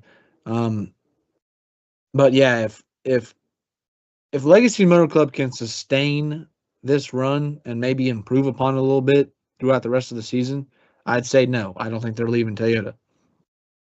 If they falter a little bit, which I feel like is always a possibility because we've seen it in the past how when Legacy Motor Club has been around, at least with Jimmy Johnson as the owner, they actually have a couple of stretches where they look pretty decent, and they have other stretches where they're like 25th and 27th. So you are not wrong. They're not afraid to make changes, both in terms of manufacturers. They've done it in their history, and on top of the fact that they keep on bringing in new investors in that team, keep changing people behind the scenes. I mean, they're not afraid to switch it up. That's for sure. I like Eric Jones as a driver there. Riley Herbst is fine for at least a couple of years to bring in the money. But you are right. I have a big question mark about John Hunter Nemechek because, he was already in Cup once with Front Row. Didn't work out, went down to the Truck Series, won some races there, went to the O'Reilly Series and Joe gets racing and won some races there, but here in Cup, obviously, again, he really hasn't done a whole lot, really, because outside of that Pocono race a few weeks back where he led like 48 laps or something like that, the most he's ever led in a race, he really is only back there in like 19th place, I feel like, or a little worse. And, you know, Eric Jones, at least you've seen him win the 7,500 a couple times. And I feel like you need to get like. He also won that Daytona race. Don't forget that. Yeah. Yeah, I know. I feel like if that second driver, because Riley Herbst is the third driver, obviously, in this scenario, that second driver to me needs to have a higher ceiling than Eric Jones, and John Hunter Nemechek just doesn't. Now, to be fair, that second driver also needs to take care of his equipment, needs to finish decently well. I'm just saying that if you want to grow and build upon what you have, then you need to get a driver that's a little better in terms of potential than Eric Jones, and then we'll see where things stand. But right now, I don't see Legacy Motor Club leaving. But again, if they do struggle, I would not be surprised if they jump ship because they have done so in the past. Yeah, I mean, my opinion, John Hunter Nemechek needs to go. And in an ideal world, 5 manufacturers, each manufacturer has 8 teams apiece. Let's go racing. Feel like that's fair. All right, to the next topic. I've been waiting on this one for a couple of weeks, but what do you call greatness? What is your opinion of greatness? What is your opinion of a great driver? What is your opinion that is what makes the driver great? Who do you consider as great? That can be, you can go across all 3 series, because do you consider greatness only in the Cup, the Xfinity, trucks, or as a whole? I know that we talked about this topic a few weeks ago when it came down to Justin Allgaier and that story that was going on about, being in the Hall of Fame because of what he's done and things of that nature. But I really kind of took a look into what do we consider a great driver? There's a lot of names out there that we can talk about. Give me your opinion. I have some stats and I have some arguments. So I want to hear from you all, then I'll give you my opinion. This is a tough one because you've been talking about this for a couple of weeks now, and you brought it up to me, and you said you had a whole like Excel spreadsheet full of stats, and you were ready to go on and on about this topic. And this is a good one. I already know what Aiden's gonna say. I already know it. Like we called it last week. Like who is he gonna say is great? It's pretty obvious who he's gonna say, and I agree with him. And I'm gonna let him say that guy. But just to know, Aiden, I agree with you that there's some guy who's great at multiple different motorsports. Aiden, I'll just let you take the floor now before I Okay, so we're talking about. I'm going to talk about in general, like in life with everything, like not just NASCAR, but I measure greatness by how good a player was. I don't really look at longevity, though it is kind of a factor. Greatness is like peak. If you have multiple seasons where you are just unstoppable, where you are just the top of the tier, where you're just the best in the league, in racing, and whatever it is, I measure that as greatness. There's greatness, there are greats, there are good, solid, okay, not good, terrible, ass, double ass, Daniel Trotta, like that's kind of how I measure it. So to me, like greatness is a limited number. To me, greatness in NASCAR is probably I would say I probably measure 15 drivers in NASCAR's history that I would say are truly greatness. I mean, if you gave me time, I could probably actually list who I do consider in that tier as a whole. Obviously, like I said, you gotta just dominate for seasons. You just gotta be unstoppable at your peak. Even if you had a short peak, even if you were just so good for like 3 years, but then you just disappear, I still consider you one of the greats. Obviously, now it does depend on what you do in those 3 years. If you're just okay, finish 5th in points every year, which is still good. You're one of the greats, but I don't consider you the greatest. If you're just good for 3 years, but you won like 3 championships, I consider you one of the greats. If you're obviously where you are among the greats, the greatest in my books, does depend on how long that is, but that longevity is. But yeah, to me, it's just if you're just unstoppable for a season, for multiple seasons, I think that's how I personally measure the grades. Racing wise, I mean, I've said multiple times, I think Tony Stewart is a top 10 race car driver, period. Like, the amount of stuff he has ran and dominated and won in is actually absurd. Kyle Larson's like the next comparison, and Kyle Larson didn't win an IndyCar championship, which is something that Tony Stewart has and people just forget about.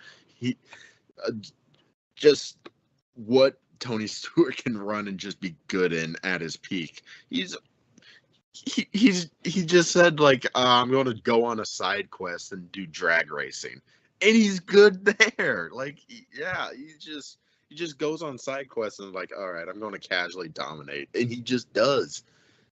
In my opinion, I think Tony Stewart's a top 10 NASCAR Cup driver all time is up for debate, and I understand those debates.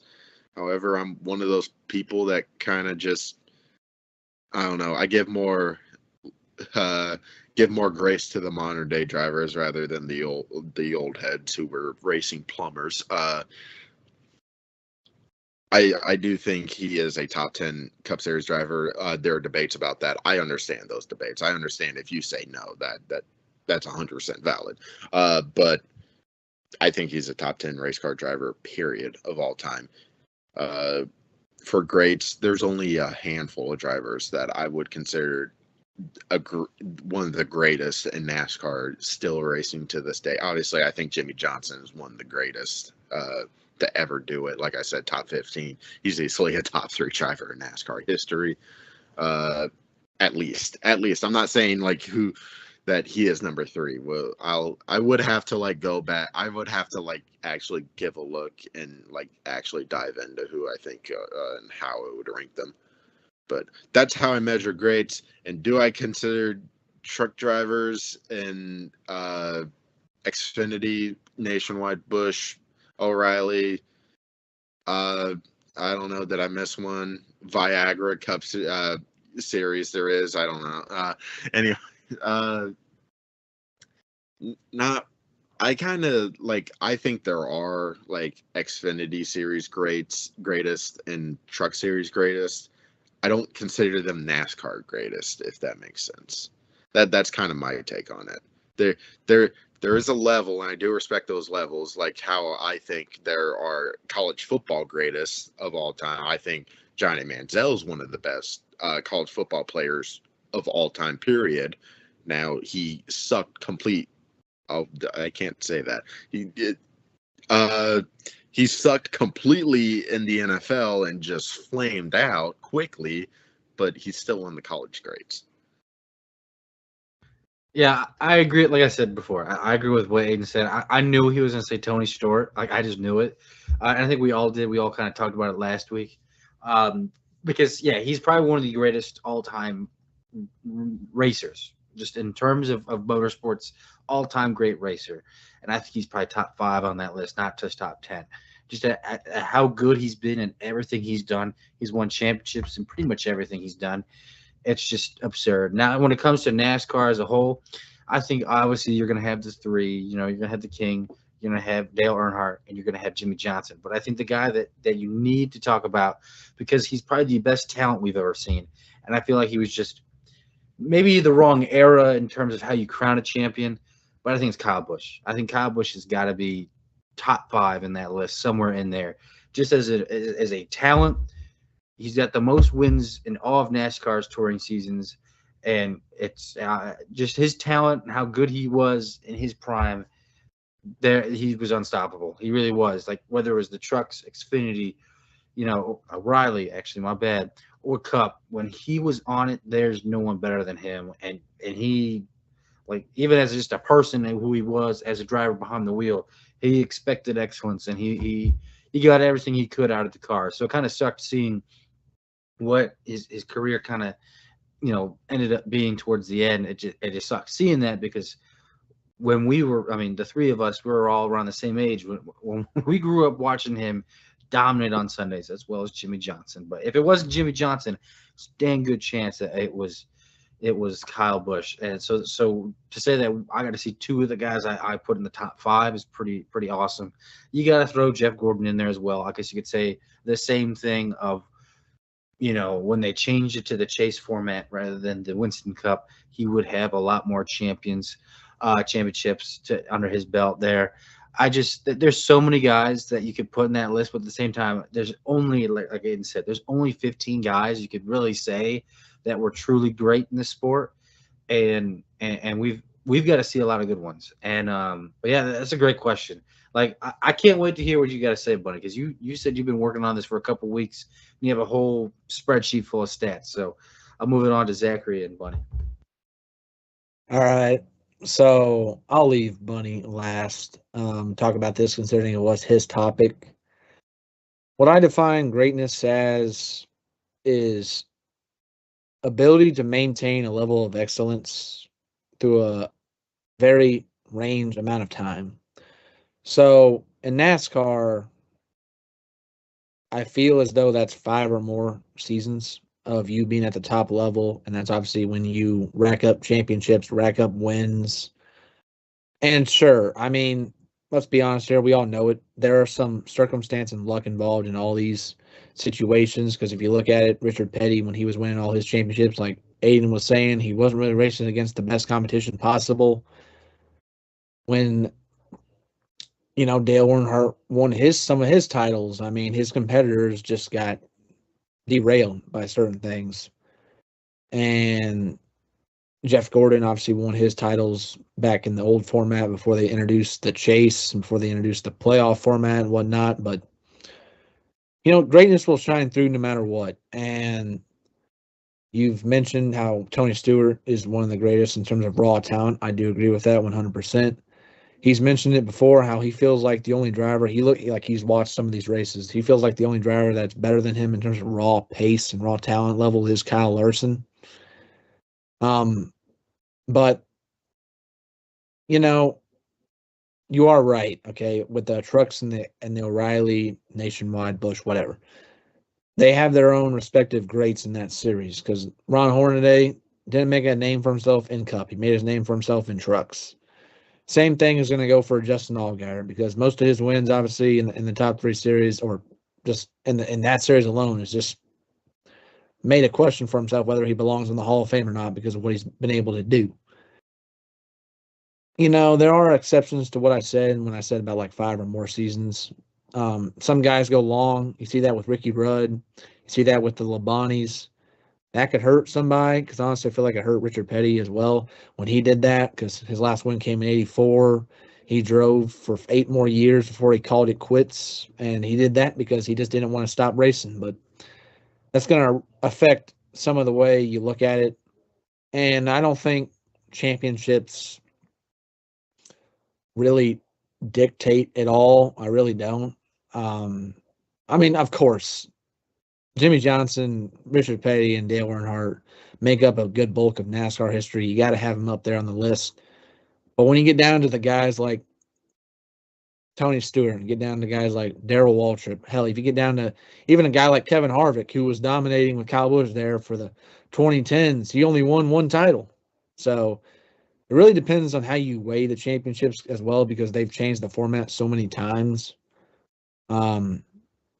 So one of the guys I just wanted to single out, I really want to single out here, and I still feel like he doesn't get talked about, even though he, has the second most wins of all time, and that's in the Cup Series, and that's David Pearson.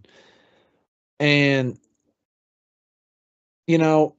when he was racing for the Wood Brothers, obviously, you see what the Wood Brothers are now, which is obviously a mid-pack to maybe even a little worse than mid-pack team. But when he was driving, he was going up against Richard Petty. He came in a little later, honestly, than Richard Petty. And that's when a time when you saw Bobby Allison come up, Cale Yarborough come up, later on Darrell Waltrip. But yet he made it known that he was going to battle Petty, the Pettys, the Yarboroughs, the Allisons, with equipment that might necessarily not have been the best, but he did carry it to a fair amount of wins, obviously. And he actually does have the head-to-head advantage over Petty when they actually did race together. And I do think versatility plays a big factor in this. That's why you see Aim talk about Tony Stewart and Rizzo here talk about Kyle Busch. It just does matter, okay? Because if you look at it, sure, you can stat pad your results sometimes. Some people like call that what Kyle Busch was doing, where he was going down to the lower series to win races. He just wanted to do that because he was a racer. That's really all there is to it. And sure, there are drivers that might excel at certain tracks. Obviously, you see SVG win on the road courses. He's going to become I call him the road course king already. He hasn't even tied Jeff Gordon. He will before he hangs it up. He's going to be the road course GOAT, as they would say, because he's going to have the most wins when he retires from Cup.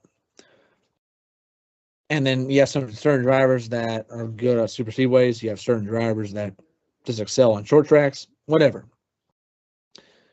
You obviously have to have a great team with you. That's fairly obvious.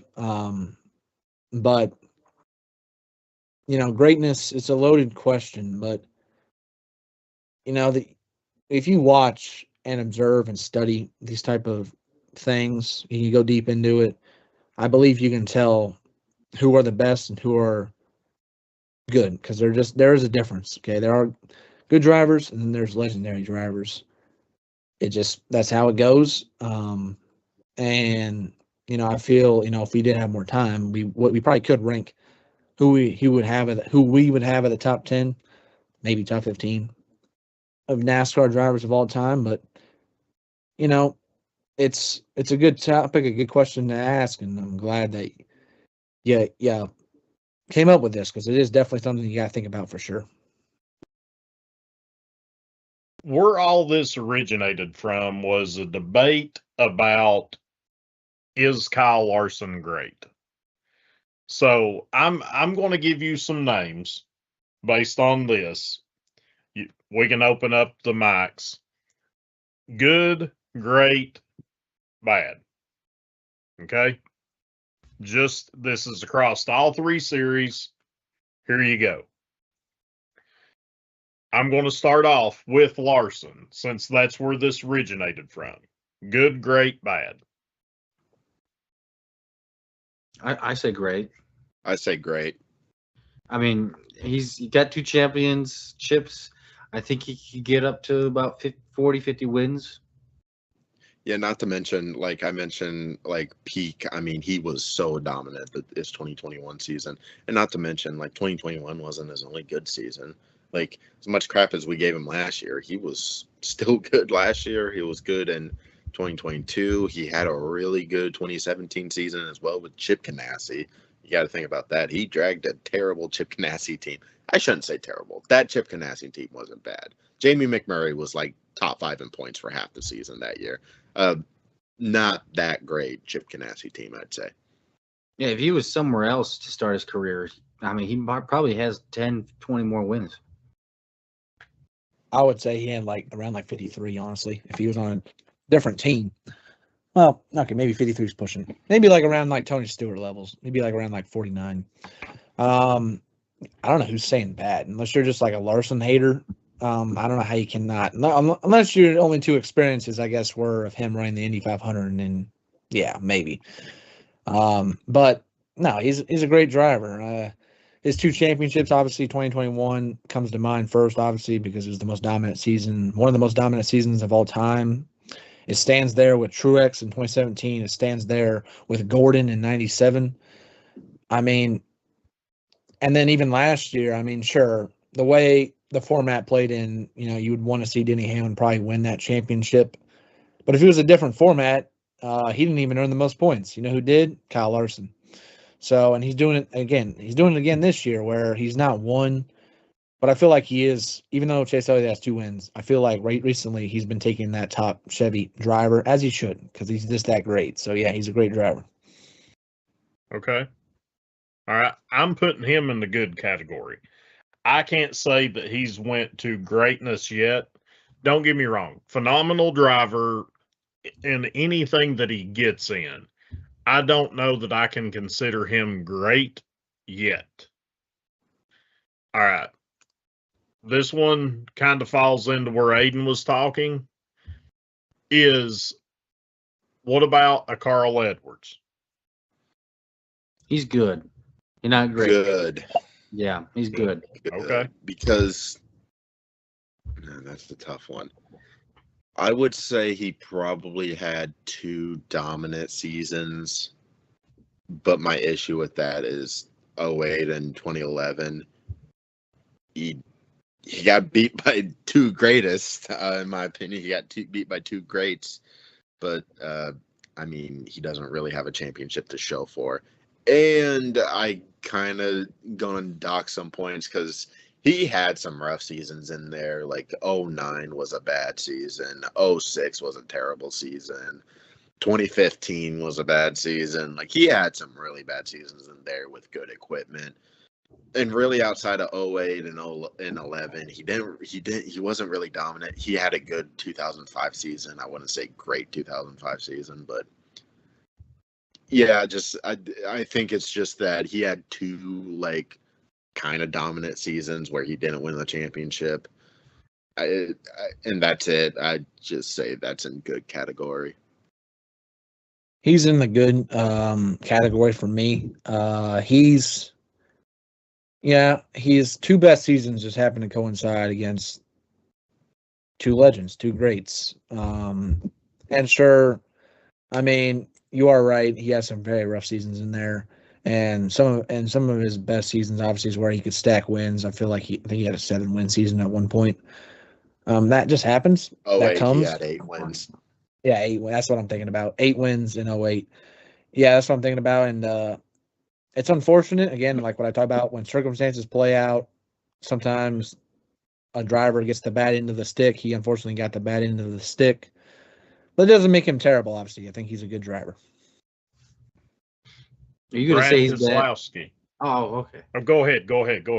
I was going to say, are you going to say he's bad? No. Brad Keselowski, I would put in the good section. But I think I'd put, good section. He does have a championship. That's a tough one. That is a tough one. He's good. I think I'm going to have to just put him in good. Mm-hmm.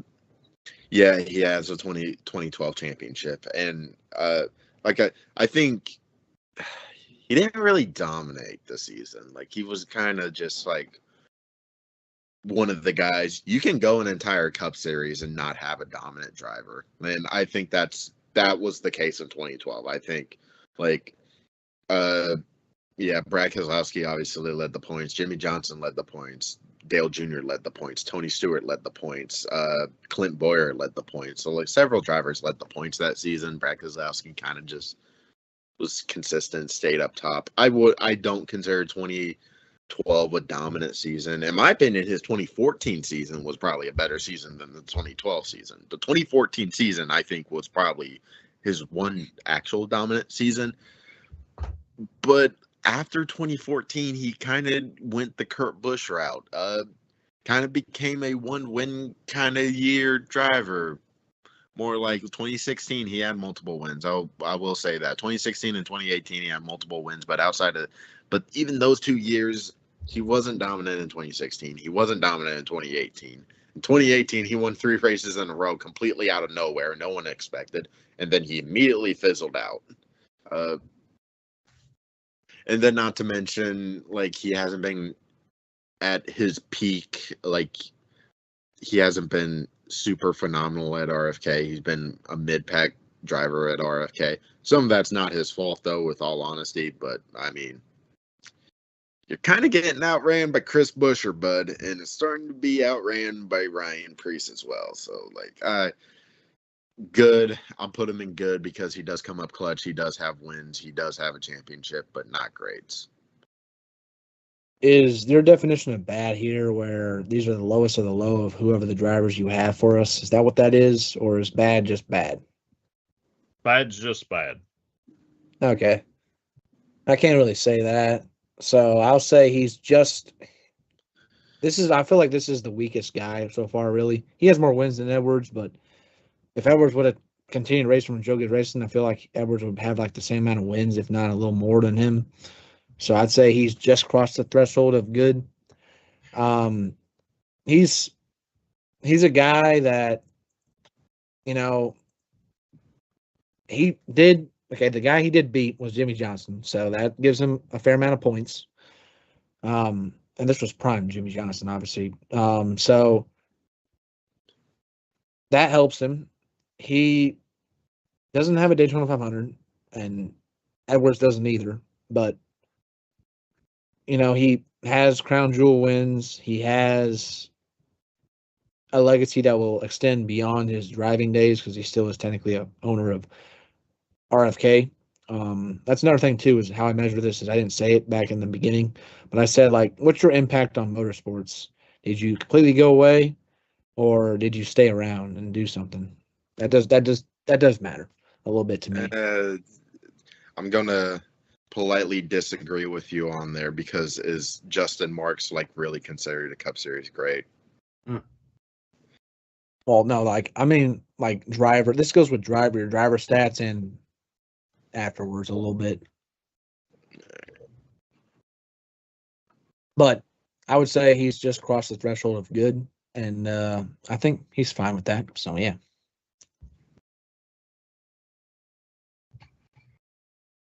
All right. Mark Martin. Ooh, that's good. He's great. I think he's great. Great. Him and Denny Hamlin are probably the only 2 greats I'll put in That don't have a champion. Yeah. that don't have a championship. Yeah. And he had dominant seasons. I think you can. The way I measure dominant seasons, if you're just like top 2 the entire year, the entire season, and he was top 2 the entire seasons for a lot of seasons. The only issue is that he was always number 2. You mentioned that 97 season by Jeff Gordon. You want to know who was with him the entire year? Mark Martin. We mentioned Jimmy Johnson. The 09 season, Jimmy Johnson was good. You want to know who was with him? Mark Martin. Dale Earnhardt's 93 championship, I'm pretty sure, or 94, one of those 2. Earnhardt won like 9 races that year. You want to know who was number 2? Mark Martin. All right. Mark Martin's finished second in points 7 times, and I think only one of them he really shouldn't have been there. 2002, he was, running great, was in second place. Boom, first place driver gets hurt. He is out of a ride. You got this. Unfortunately, a bright orange Home Depot card just happened to get hot at the end of the year and steal it away from you. Again, another legend. I just mentioned how Dale Earnhardt, Jeff Gordon, Tony Stewart, and Jimmy Johnson took championships away from him. He's a great that was racing against the greatest. Like that's just his issue, unfortunately. I do think he is a great though. Yeah, he's great. You are right. I know I said titles aren't everything, but you have to do something to really, make yourself into this great tier. He definitely did. When it felt like he was gonna retire, Hendrick Motorsports gave him a call, and sure, he wasn't very good in 2010 or 2011, but that 09 season obviously stands out above the rest because he was 50 years old and he was competing for a championship, and that's really hard to do, especially now in modern times where your driving skill tends to wane and go away as you age more and more. He was right there with the best of the best. It looked like he was still in 2002 again. And yeah, again, similar to Edwards, how just more extreme, how his seasons that were some of the best that he put together just happened to coincide with the other greats that ended up getting it done. And unfortunately, he was on the short end of the stick of it, but doesn't make him any less more impactful in the sport. He's a great driver. All right. Due to time, that's all I've got. The Keselowski good, Martin great. That one shocked me a little bit because Martin has roughly about 10 more wins across all three series, I do believe, than Keselowski. But Keselowski has the championship. So those was just a few of the guys that I had picked out to kind of compare. I really wanted to dive into like the truck series, like a Ron Hornaday, Xfinity. You've got Martin sitting there at 2, but you've got Harvick at 3, Keselowski's at 4, Edwards, he's sitting at 5 in that series. But people's saying Allgaier for what he done in the Xfinity series. Well, he's sitting behind Edwards, Keselowski, Harvick. And I do believe that when you go into looking at greats, somebody like Hornaday, somebody like Allgaier, they have accepted themselves running in that series. Allgaier, we know, could have had many opportunities to go Cup Series racing. He chose to stay at Junior Motorsports once he got that ride. And is it that he didn't think that his talent level could grow and be a great driver? Or did he just like the job that he was at? So that's kind of where I wanted to go deeper into it. But due to time, I'm going to turn it back over to Rizzo. Aiden's got something that he's wanting to throw in here, I think. My mic's no. Oh yeah, no, that was a fun segment, figuring out who's good, who's great, who do we not think is good. But yeah, good segment. Maybe we go back to this segment, maybe add a couple more drivers to it each week. But moving on, let's get to the award ceremony. Last week, let's get to our top shelf of the week. I mean, there's no one better to pick here than SVG. Sweeps the weekend, gets 2 trophies, and is now above the cut line at 36, even though I don't think he's going to stay there. But yeah, that is my top shelf of the week. Who is your guys' top shelf? My top shelf, even though he really didn't have the best day, is honestly Connor Zillage, just based on the fact that he got a top 10 and he really just needed something from his rookie season from hell. It has been, in my opinion, definitely one of the worst rookie seasons in that recently that I can remember. I don't think it's the worst rookie seasons. I mean, there were drivers literally running 12 races in 2010 and starting parking and that were winning rookie of the years. But I mean, yeah, he just needed something, and he got it. He got something. He got a 7th place run. Had a decent finish. I think he was up there. He led a few laps too, I'm pretty sure. But yeah, he was up there in contention, and didn't really have any major issues to my memory. I could be completely wrong. I mean, I completely blanked the Denny Hamlin and Carson Hocevar situation earlier, so like, yeah, who knows? But yeah, I'd say Connor Zillage. Nobody I feel like had a better day than, well, other than SVG than this guy is Ty Gibbs. Finished 3rd, won both stages, collected I think 53 points on the day, which is a lot, or 54 points on the day. And with him, with his point position, he wasn't in a dire situation where he needed points, What he needed to do was stack points above the competition that he's racing against. That's Kyle Larson and that's Chase Elliott. He did that, and the rally from where you were at. I mean, sure, I know his car was good, but still, he had to make the passes to get up to third place at the final stage, make that rally. Sure, he probably wanted to obviously race for the win. He didn't really probably agree with the strategy that his team decided to do, but basically, you left basically feeling like a winner. So Ty Gibbs, well done. I'm going to run this one back 2 weeks in a row. Viking Motorsports in the Xfinity Series with Alfredo and Retzloff picking up another top 5. Said it last week, Alfredo did have the issues out in San Diego, but bounced back. Both of them top 5. Really good week for those guys in the Xfinity Series. Some great picks, guys. Now to hang over the week, I'm going to have to pick one of my guys here, that being Tyler Reddick. Having the point lead going into 2 tracks that he should have done a whole lot better at. Obviously, he should have finished second, if not one, at San Diego. Had an okay car, was running around 15th to 10th, and then he had a power steering issues here at Sonoma, and then finished the last 37th or 36th spot, 4 laps down. So just not a good weekend at all. Losing the point lead. Did get the fastest lap, so he's only 1 point back, but the huge cushion he had over everyone else is gone, and he is now second in points. Yeah, give me a guy that you wouldn't expect.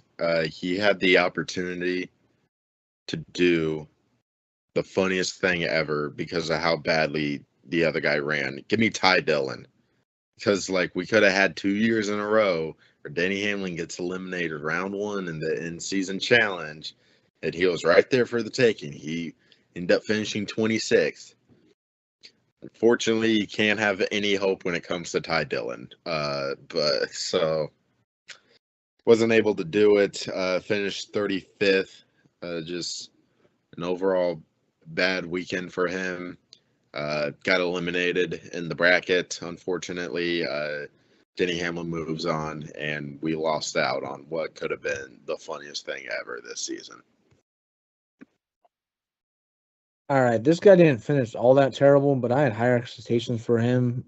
Chris Buescher here in 19th. He's really good at Sonoma. He's a pretty good road course driver as well.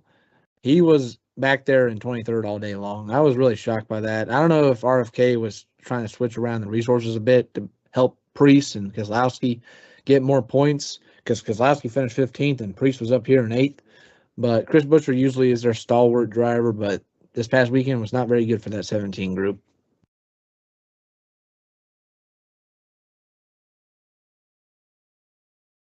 I'm going to throw it to Suarez. He usually does pretty good on the road courses and finished 31st. And I don't know what happened to Chastain in the Xfinity Series, but you can't even go to the Tier 2 level and compete. I don't know what happened. I didn't get to see a good portion of that race. Yeah, also some good picks there, guys. Yeah, hopefully these guys get to turn it back around for next week here at Chicagoland. Moving on, let's get into Aiden's diecast of the week that he has picked out for us for Chicagoland and Sonoma. So who you got, Aiden? Okay, so I could have went 2 different routes here.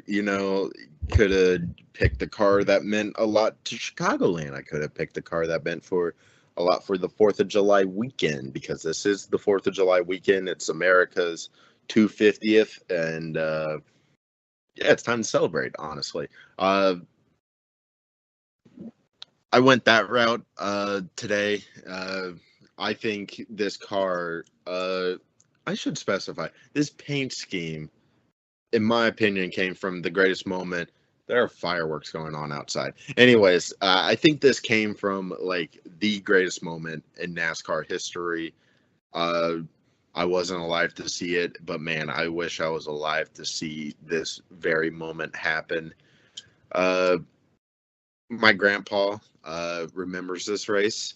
He was a big Dale Earnhardt fan, and he said that he didn't cry, but if he was going to cry, it would have been that night.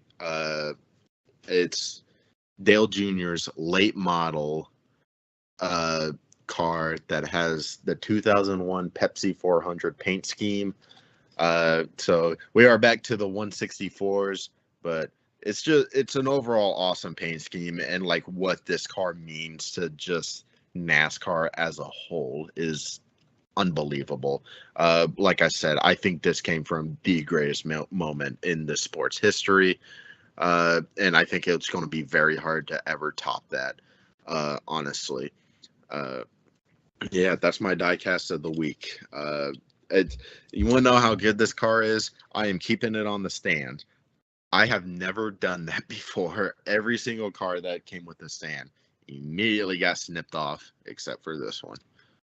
That is a great paint scheme there. I actually have the 164 model of the 2001 model, not the late model one, and I still have it in the box. It's the original one.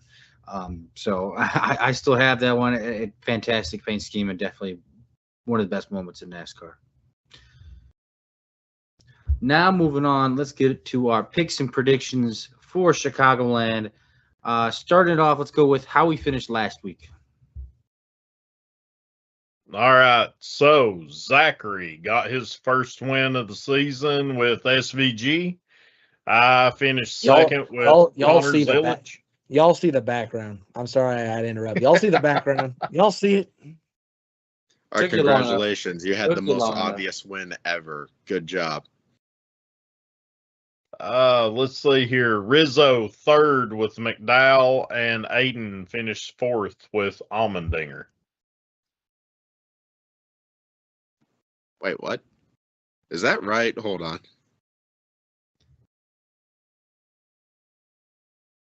Zachary first with SVG, me second with Zillage, McDowell ninth for Rizzo, and Aiden Allmendinger 16th. Why did I think Rizzo picked Zane Smith? No, I didn't pick Zane. I picked him. Why did I think you picked Zane Smith? I picked him in Nashville. Why do I think that? Anyways, okay, never mind then. I think it's because one of us picked him at San Diego. That's why. Yeah, I picked him at San Diego. Yeah. How did I confuse myself? Okay, we're moving on. Anyways, I guess I got first pick. I was really confused because I thought Rizzo picked Zane Smith for God knows why. But anyways, high banked oval, very fast. I would love to pick a Toyota here. I would love to pick Reddick or Hamlin. Fortunately, those two guys are off the board for me. The race I really look back on is Michigan. I think Michigan's probably the best comparison for this track. And I think back to who was fast there. Christopher Bell. He has a broken wrist, unfortunately. Ty Gibbs was good there. Larson was good there. Elliott was good there. It was really the Toyotas and Toyotas and Chevy show. So I think today I picked this guy for the All-Star race. I'm able to pick him again. Just want to confirm that with everyone. Yes. Okay. So I'm going with Chase Elliott. Ooh, good pick. Man, do I swing for the fences here or do I pick a safe pick? You know what? I'm going to swing for the fences. I'm going to completely change my mind here. Give me Kyle Larson.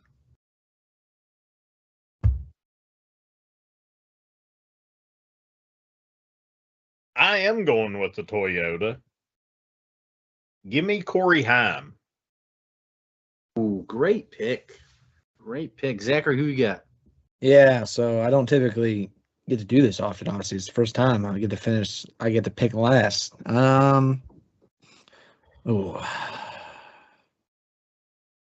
Fortunately for me, I do have a couple options I'm deciding in between. And because he was in the mix and I want to really save this guy going forward, I'm gonna save Reddick. Believe it or not, I'm gonna save him. I'm gonna take Carson Hocevar. He was really fast in Michigan, caused that accident, but give me Carson Hocevar. Great picks, guys. All of us have some great picks. This is going to be a good one. I think we all might finish in the top 10 this week. It's going to come down. Go for it, Zachary. You have something to add? Oh, well, yeah. I was just gonna say, like, typically, this is our picks because we can't pick the top drivers every week. But when we get there at the track, we might have different picks or who we actually think is actually going to win or do well. Spoiler alert, I think Hamlin's going to be the best car there. Just saying. Yeah, I don't blame you there with that one. I think we all think that, but we can't pick them. Yeah. But anyway, let's get to our predictions for how we think the race is going to go. 3 of us are going to be there. All of us but Bunny will be there at the track. We're looking forward to it. First race at Chicagoland since 2019. Glad to be back at Chicagoland. It's only 30, 40 minutes away from my house, so really looking forward to get back there. Heck, I might buy myself a pit pass. I don't know. I might splurge a little bit here. But, yeah, it's going to be a great race. I really think we have the possibility to see one of the best races this year just because the old, worn-out surface, it's going to be multiple lanes, multiple grooves. There's going to be a lot of passing. Restarts, I think, are going to be insane. Off of turn 2 is going to be treacherous. I really do think. And off of 4, we're going to see some pandemonium, I think, at times. They're saying that there might not be as much tire wear as we think. I hope we get some. I'm not too sure what we're going to get there. But really looking forward to this race. It's going to be a night race. Thank God it's really hot up here. So glad we're not going to be sitting out in the sun for a couple hours. But going to be a good race. Looking forward to it. And I think we're going to see a pretty memorable race. I really do think so. 2018, we got a memorable one. And 2019, we got a memorable one for a first-time winner. I think we're going to get yet another memorable win here at Chicagoland. Yeah, I'm excited. I think this could be a really good race. This has probably been the most excited I've been to go to a NASCAR race. Now, don't get me wrong. I've always been excited to go to a NASCAR race. But, like, with all honesty, like, I went to Indy last year. I was kind of expecting it to be a little bit boring. Like, you get what I mean? I was excited for COTA when I went to the first ever COTA race. That was not the first ever. No, I'm wrong. 2022. I went to the 2022 COTA race. That was the second one. I was excited for that because that was just a wild card in unknown. And of course, I was excited for Daytona, and then that Daytona race I went to ended up kind of being a dud, anyways. But I digress. I think this track really does play in the next gen strength. Mile and a half, worn out surface. It's gonna be great. Honestly, I can't wait. I'm excited. I don't even care that there might not be that much tire wear. I think we're just going to see some really awesome action-packed racing. I think this could be like. I have such high hopes. I think this could be on the level of a Coca-Cola 600. Honestly, like I think it could be that good. It'd be a Charlotte race. There's still fireworks going on outside. Anyways, I think we could have an interesting winner because honestly, I'm going to name you off a list of all the drivers I have witnessed win. I've been to 9 races, by the way. Ryan Newman, Eric Almirola, Kurt Busch, Brad Keselowski, Clint Boyer, Kevin Harvick, Ryan Blaney, Ross Chastain, Bubba Wallace. The fact that you got to see 2 of my favorite drivers win is totally unfair. Yeah. What a weird bunch of assholes. I just say that because like I've never seen like the driver from that dominant season like win. Like every time I've seen a driver win, it's always like a mid-pack driver or a driver that's just kind of there. The closest one is Kevin Harvick in 2019. He was like second in points when I watched him. But outside of that, like I watched Brad Keselowski win in 2016. And Brad Keselowski was like 5th in points that year or 6th, somewhere around there. Like he was not that high in points. And I've never seen a repeat winner. I've never been to a race and saw the same guy win again. I've gotten close, like that Clint Boyer win at Michigan. Harvick probably really should have won that, and he didn't. Yeah, so sorry, Ryan Blaney, Ross Chastain, and Bubba Wallace. You guys might not win, and yeah, that's my fault. Especially sorry to Ryan Blaney. I don't give a shit about the other two, but yeah, sorry, Ryan Blaney. Anyways, I'm excited for the race. Yeah, I am as well. I mean, how can you not be? I mean, it's the first race back in 6 years. And you are right. It plays so well. If you remember Chicagoland like I do, it plays so well into the next gen car. So it's fine to have high expectations for this one. I will be very disappointed if it doesn't. Plus, it's a night race. I've always said it. I feel like night races, we need a little bit more nighttime racing. It's more pleasing to watch, especially on TV, especially at night, and especially if you're there. Now, if we have some tire wear, you could see a guy that's probably like maybe a sixth place car manage his stuff a little bit better and maybe make his way forward from there. If we don't, you're going to see obviously the best cars going at it, one high, one in the middle, and one low, because that's just how this racetrack is 3 lanes across the entire track. And the races I've been to is in the Chicagoland, Bragazowski, 2014, Bragazowski won. 2015 went to Talladega, and unfortunately Joey Logano won.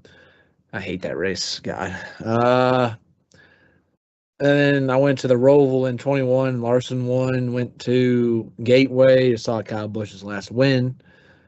And then I went to Kansas this past year, and Larson won. So I guess we shall see. I've never been to a race that had a wild card winner, but I am very excited for this race. Not only the fact that it's on the 4th of July, but also the fact that I don't want to upset anybody because they're happy that Chicagoland's back, but it's looking like it might not be back on the schedule next year. And if it isn't, that is unfortunate because I think it's a great track and I think it's going to provide great racing.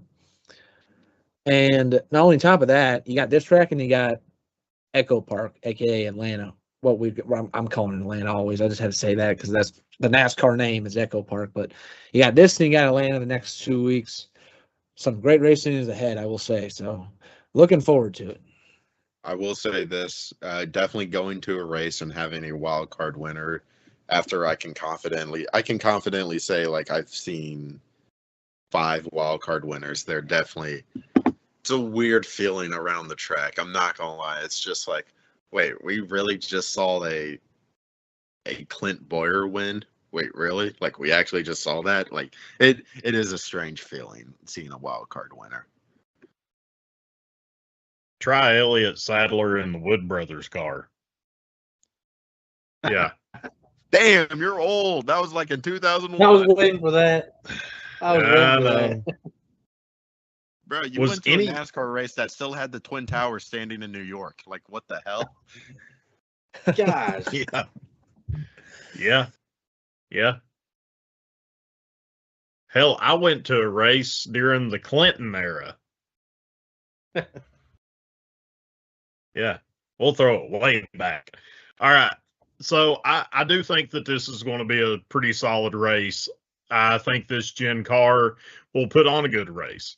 I hope that you guys have good weather because it looks like kind of a 50-50 shot this weekend due to rain.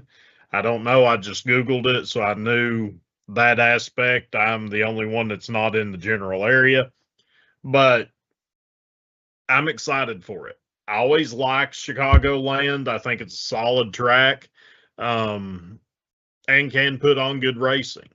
I consider it kind of in that ballpark of, in my head personally, like a Iowa, like a Kansas, a Vegas, something of that sort.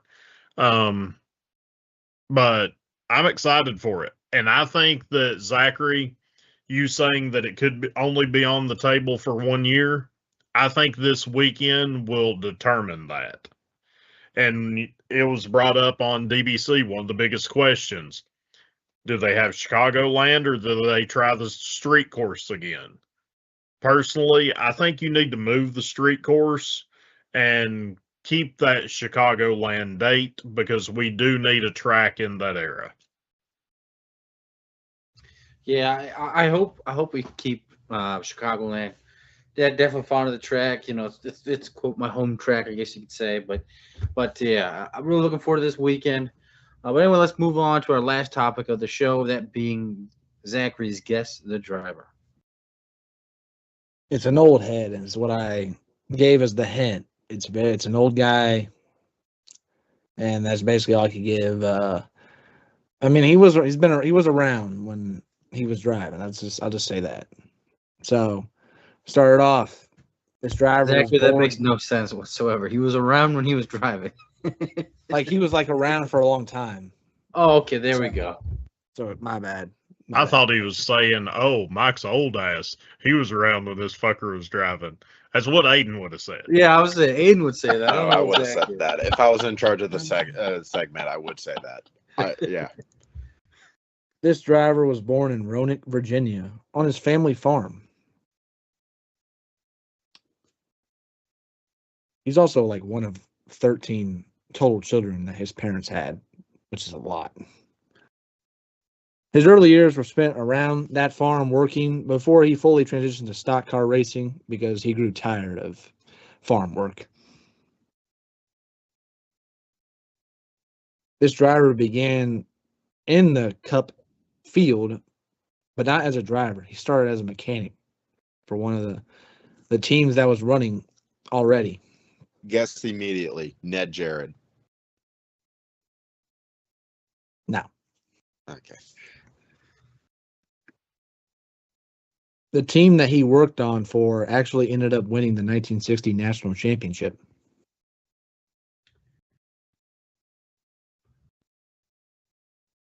He then transitioned from mechanic to becoming a crew chief.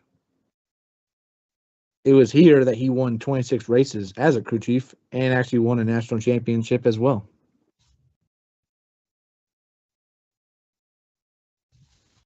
This driver's official career began in 1964 at his local speedway in Virginia, Old Dominion Speedway. And yes, that speedway is still running.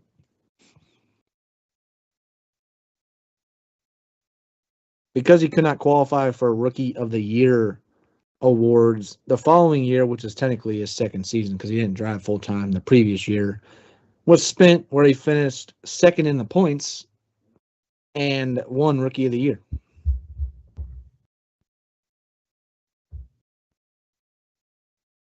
It was between 1966 and 1967. 66 was his Rookie of the Year award season. It was there where he finished half his races inside the top 5.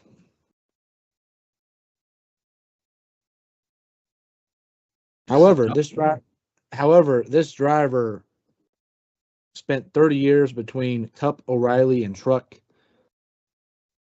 but only had 2 total victories in his entire time, his biggest win coming in Talladega.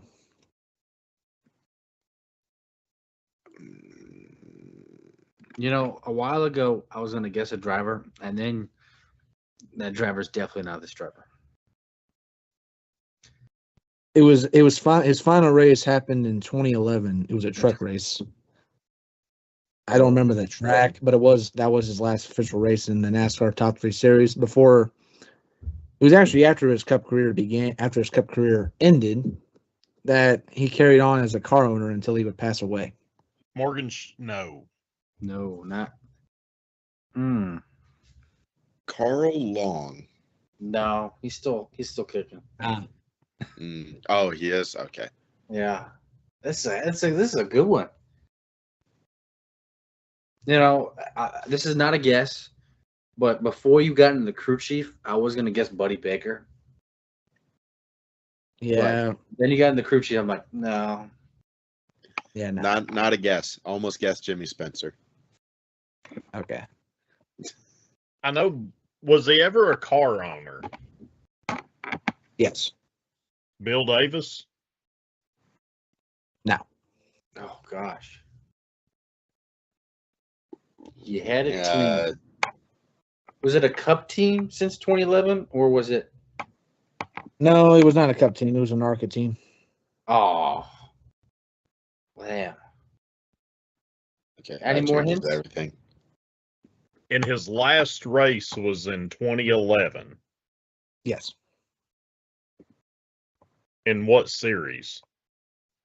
His last official race was in truck. Do you have any more hints?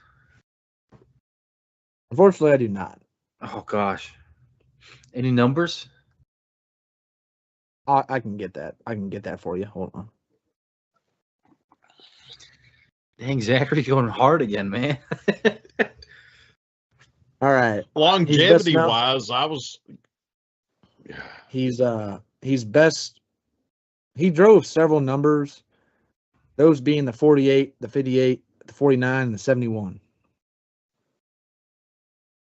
Gosh, who is this? The 48 was his longest number. Like the Oh the longest career he ran, and the number is the 48. And he drove that in the Cup Series. Yes. Oh my goodness. Oh my goodness. So Rizzo has all three, Bunny has two, and Aiden has one. Is it Morgan Shepherd? No. No. Okay. It's not Morgan Shepherd. He drove 89. Damn. Did you give us initials? Yeah. JH. Wow. JH. Oh my fucking god. Is it obvious? No, you ain't getting it. No. You're not getting this fucking guy. Have you heard this guy, Aiden? Yes, but like you're not getting it. JH. I pulled up my fucking list of names, and I'm only seeing one guy. I don't have a list. I'm going blind here. Well, I've got my list that I done the numbers from. Oh, well, this guy definitely wouldn't be on the great, good, probably bad. Could you give us How many anything picks more? have you got left, Aiden? I'm done. He has 0. He has 0. Yes. I haven't used a single guess. Dang. I'm not 28. going to say the name in front of me. Oh, because you found out? I don't know. It's a possibility, but I'm semi-cheating looking at the list here because I had no fucking clue. It was a good idea to pick out Ned Jarrett, and I'll tell you why. Is because he was the crew chief for Ned Jarrett in his final season. Oh my goodness. Yeah, and I felt like I heard like Ned Jarrett had like 12 to 13 siblings. Like I feel like I heard that somewhere. There's nothing more you could give us on this one. You know, I'm looking at him too, Yeah, and no. I don't know what you can give him. Yeah, there isn't like what I gave you is what is available, honestly. I feel like I know who this is, but I don't know. I don't know.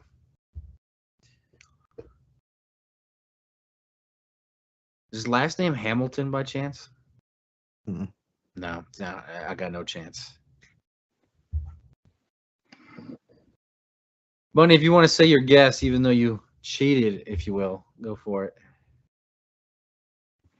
I'll give you the first name that I have and see if you can come off of it. Is it James? Yeah. Yes. James. That's very that definitely narrows it down. I don't know. You give James. The only name coming to my head right now is James Harrison. Go for it. Just say it. Yeah, All after right. his NASCAR career, he had a 99-yard pick six in the Super Bowl. Yeah, right. Yeah, it's James Hilton. I would have never gotten that. No. I told you guys were never getting. Never. Right. Zachary, where did you get this guy from? I was Googling and searching up fields for like the 60s. I found that guy. I felt like he finished decently well in the points several years. I felt like he's the perfect guy to do. Oh my gosh! Well, Next next week, week- And next sometimes week, I at like least get a little bit want easier. I want to stump you guys. Sometimes I just love to do it. Sometimes I've never heard that name before. I've I have Next never heard- I week heard of we're him. going to have Gober Sosby. Yeah, we're gonna have some rando fucking like damn front tire changer for 20 years that became a NASCAR driver that drove the number If- 74 or something. I don't know. If you wanna know, I will make a promise to you. I will pick a driver that was 80s and up, 80s and present. 80s and present. All right. Okay, well, my guy that I just mentioned, he stopped in 1959. All right. Anything that's like really old, I'm kind of out of it. All right, guys. I've heard of this guy. Unfortunately, the reason why I heard of him was because like when he died, died in a traffic accident with his son. Unfortunately, his son was the one that was driving his car. They were coming from, I think, Talladega, and they got in an accident. Unfortunately, they both passed away. So that's when I heard of him. But yeah. Well, we had a very eventful show, a long show, a lot that we're talking about all things NASCAR. If you if you stayed and listened to all of it, thank you for listening. Thank you for watching. And if you're listening to the recording, thanks for listening to all of it as well. We'll be back next week. The three of us will be talking about our in-person experience at Chicagoland. We'll get you ready for Echo Park Atlanta the next week. We're looking forward to it. Thank you all for tuning in. I'm your host, Michael Rizzo, with Zachary Kendall, Aiden Fortney, and Bunny. We'll see you guys next week.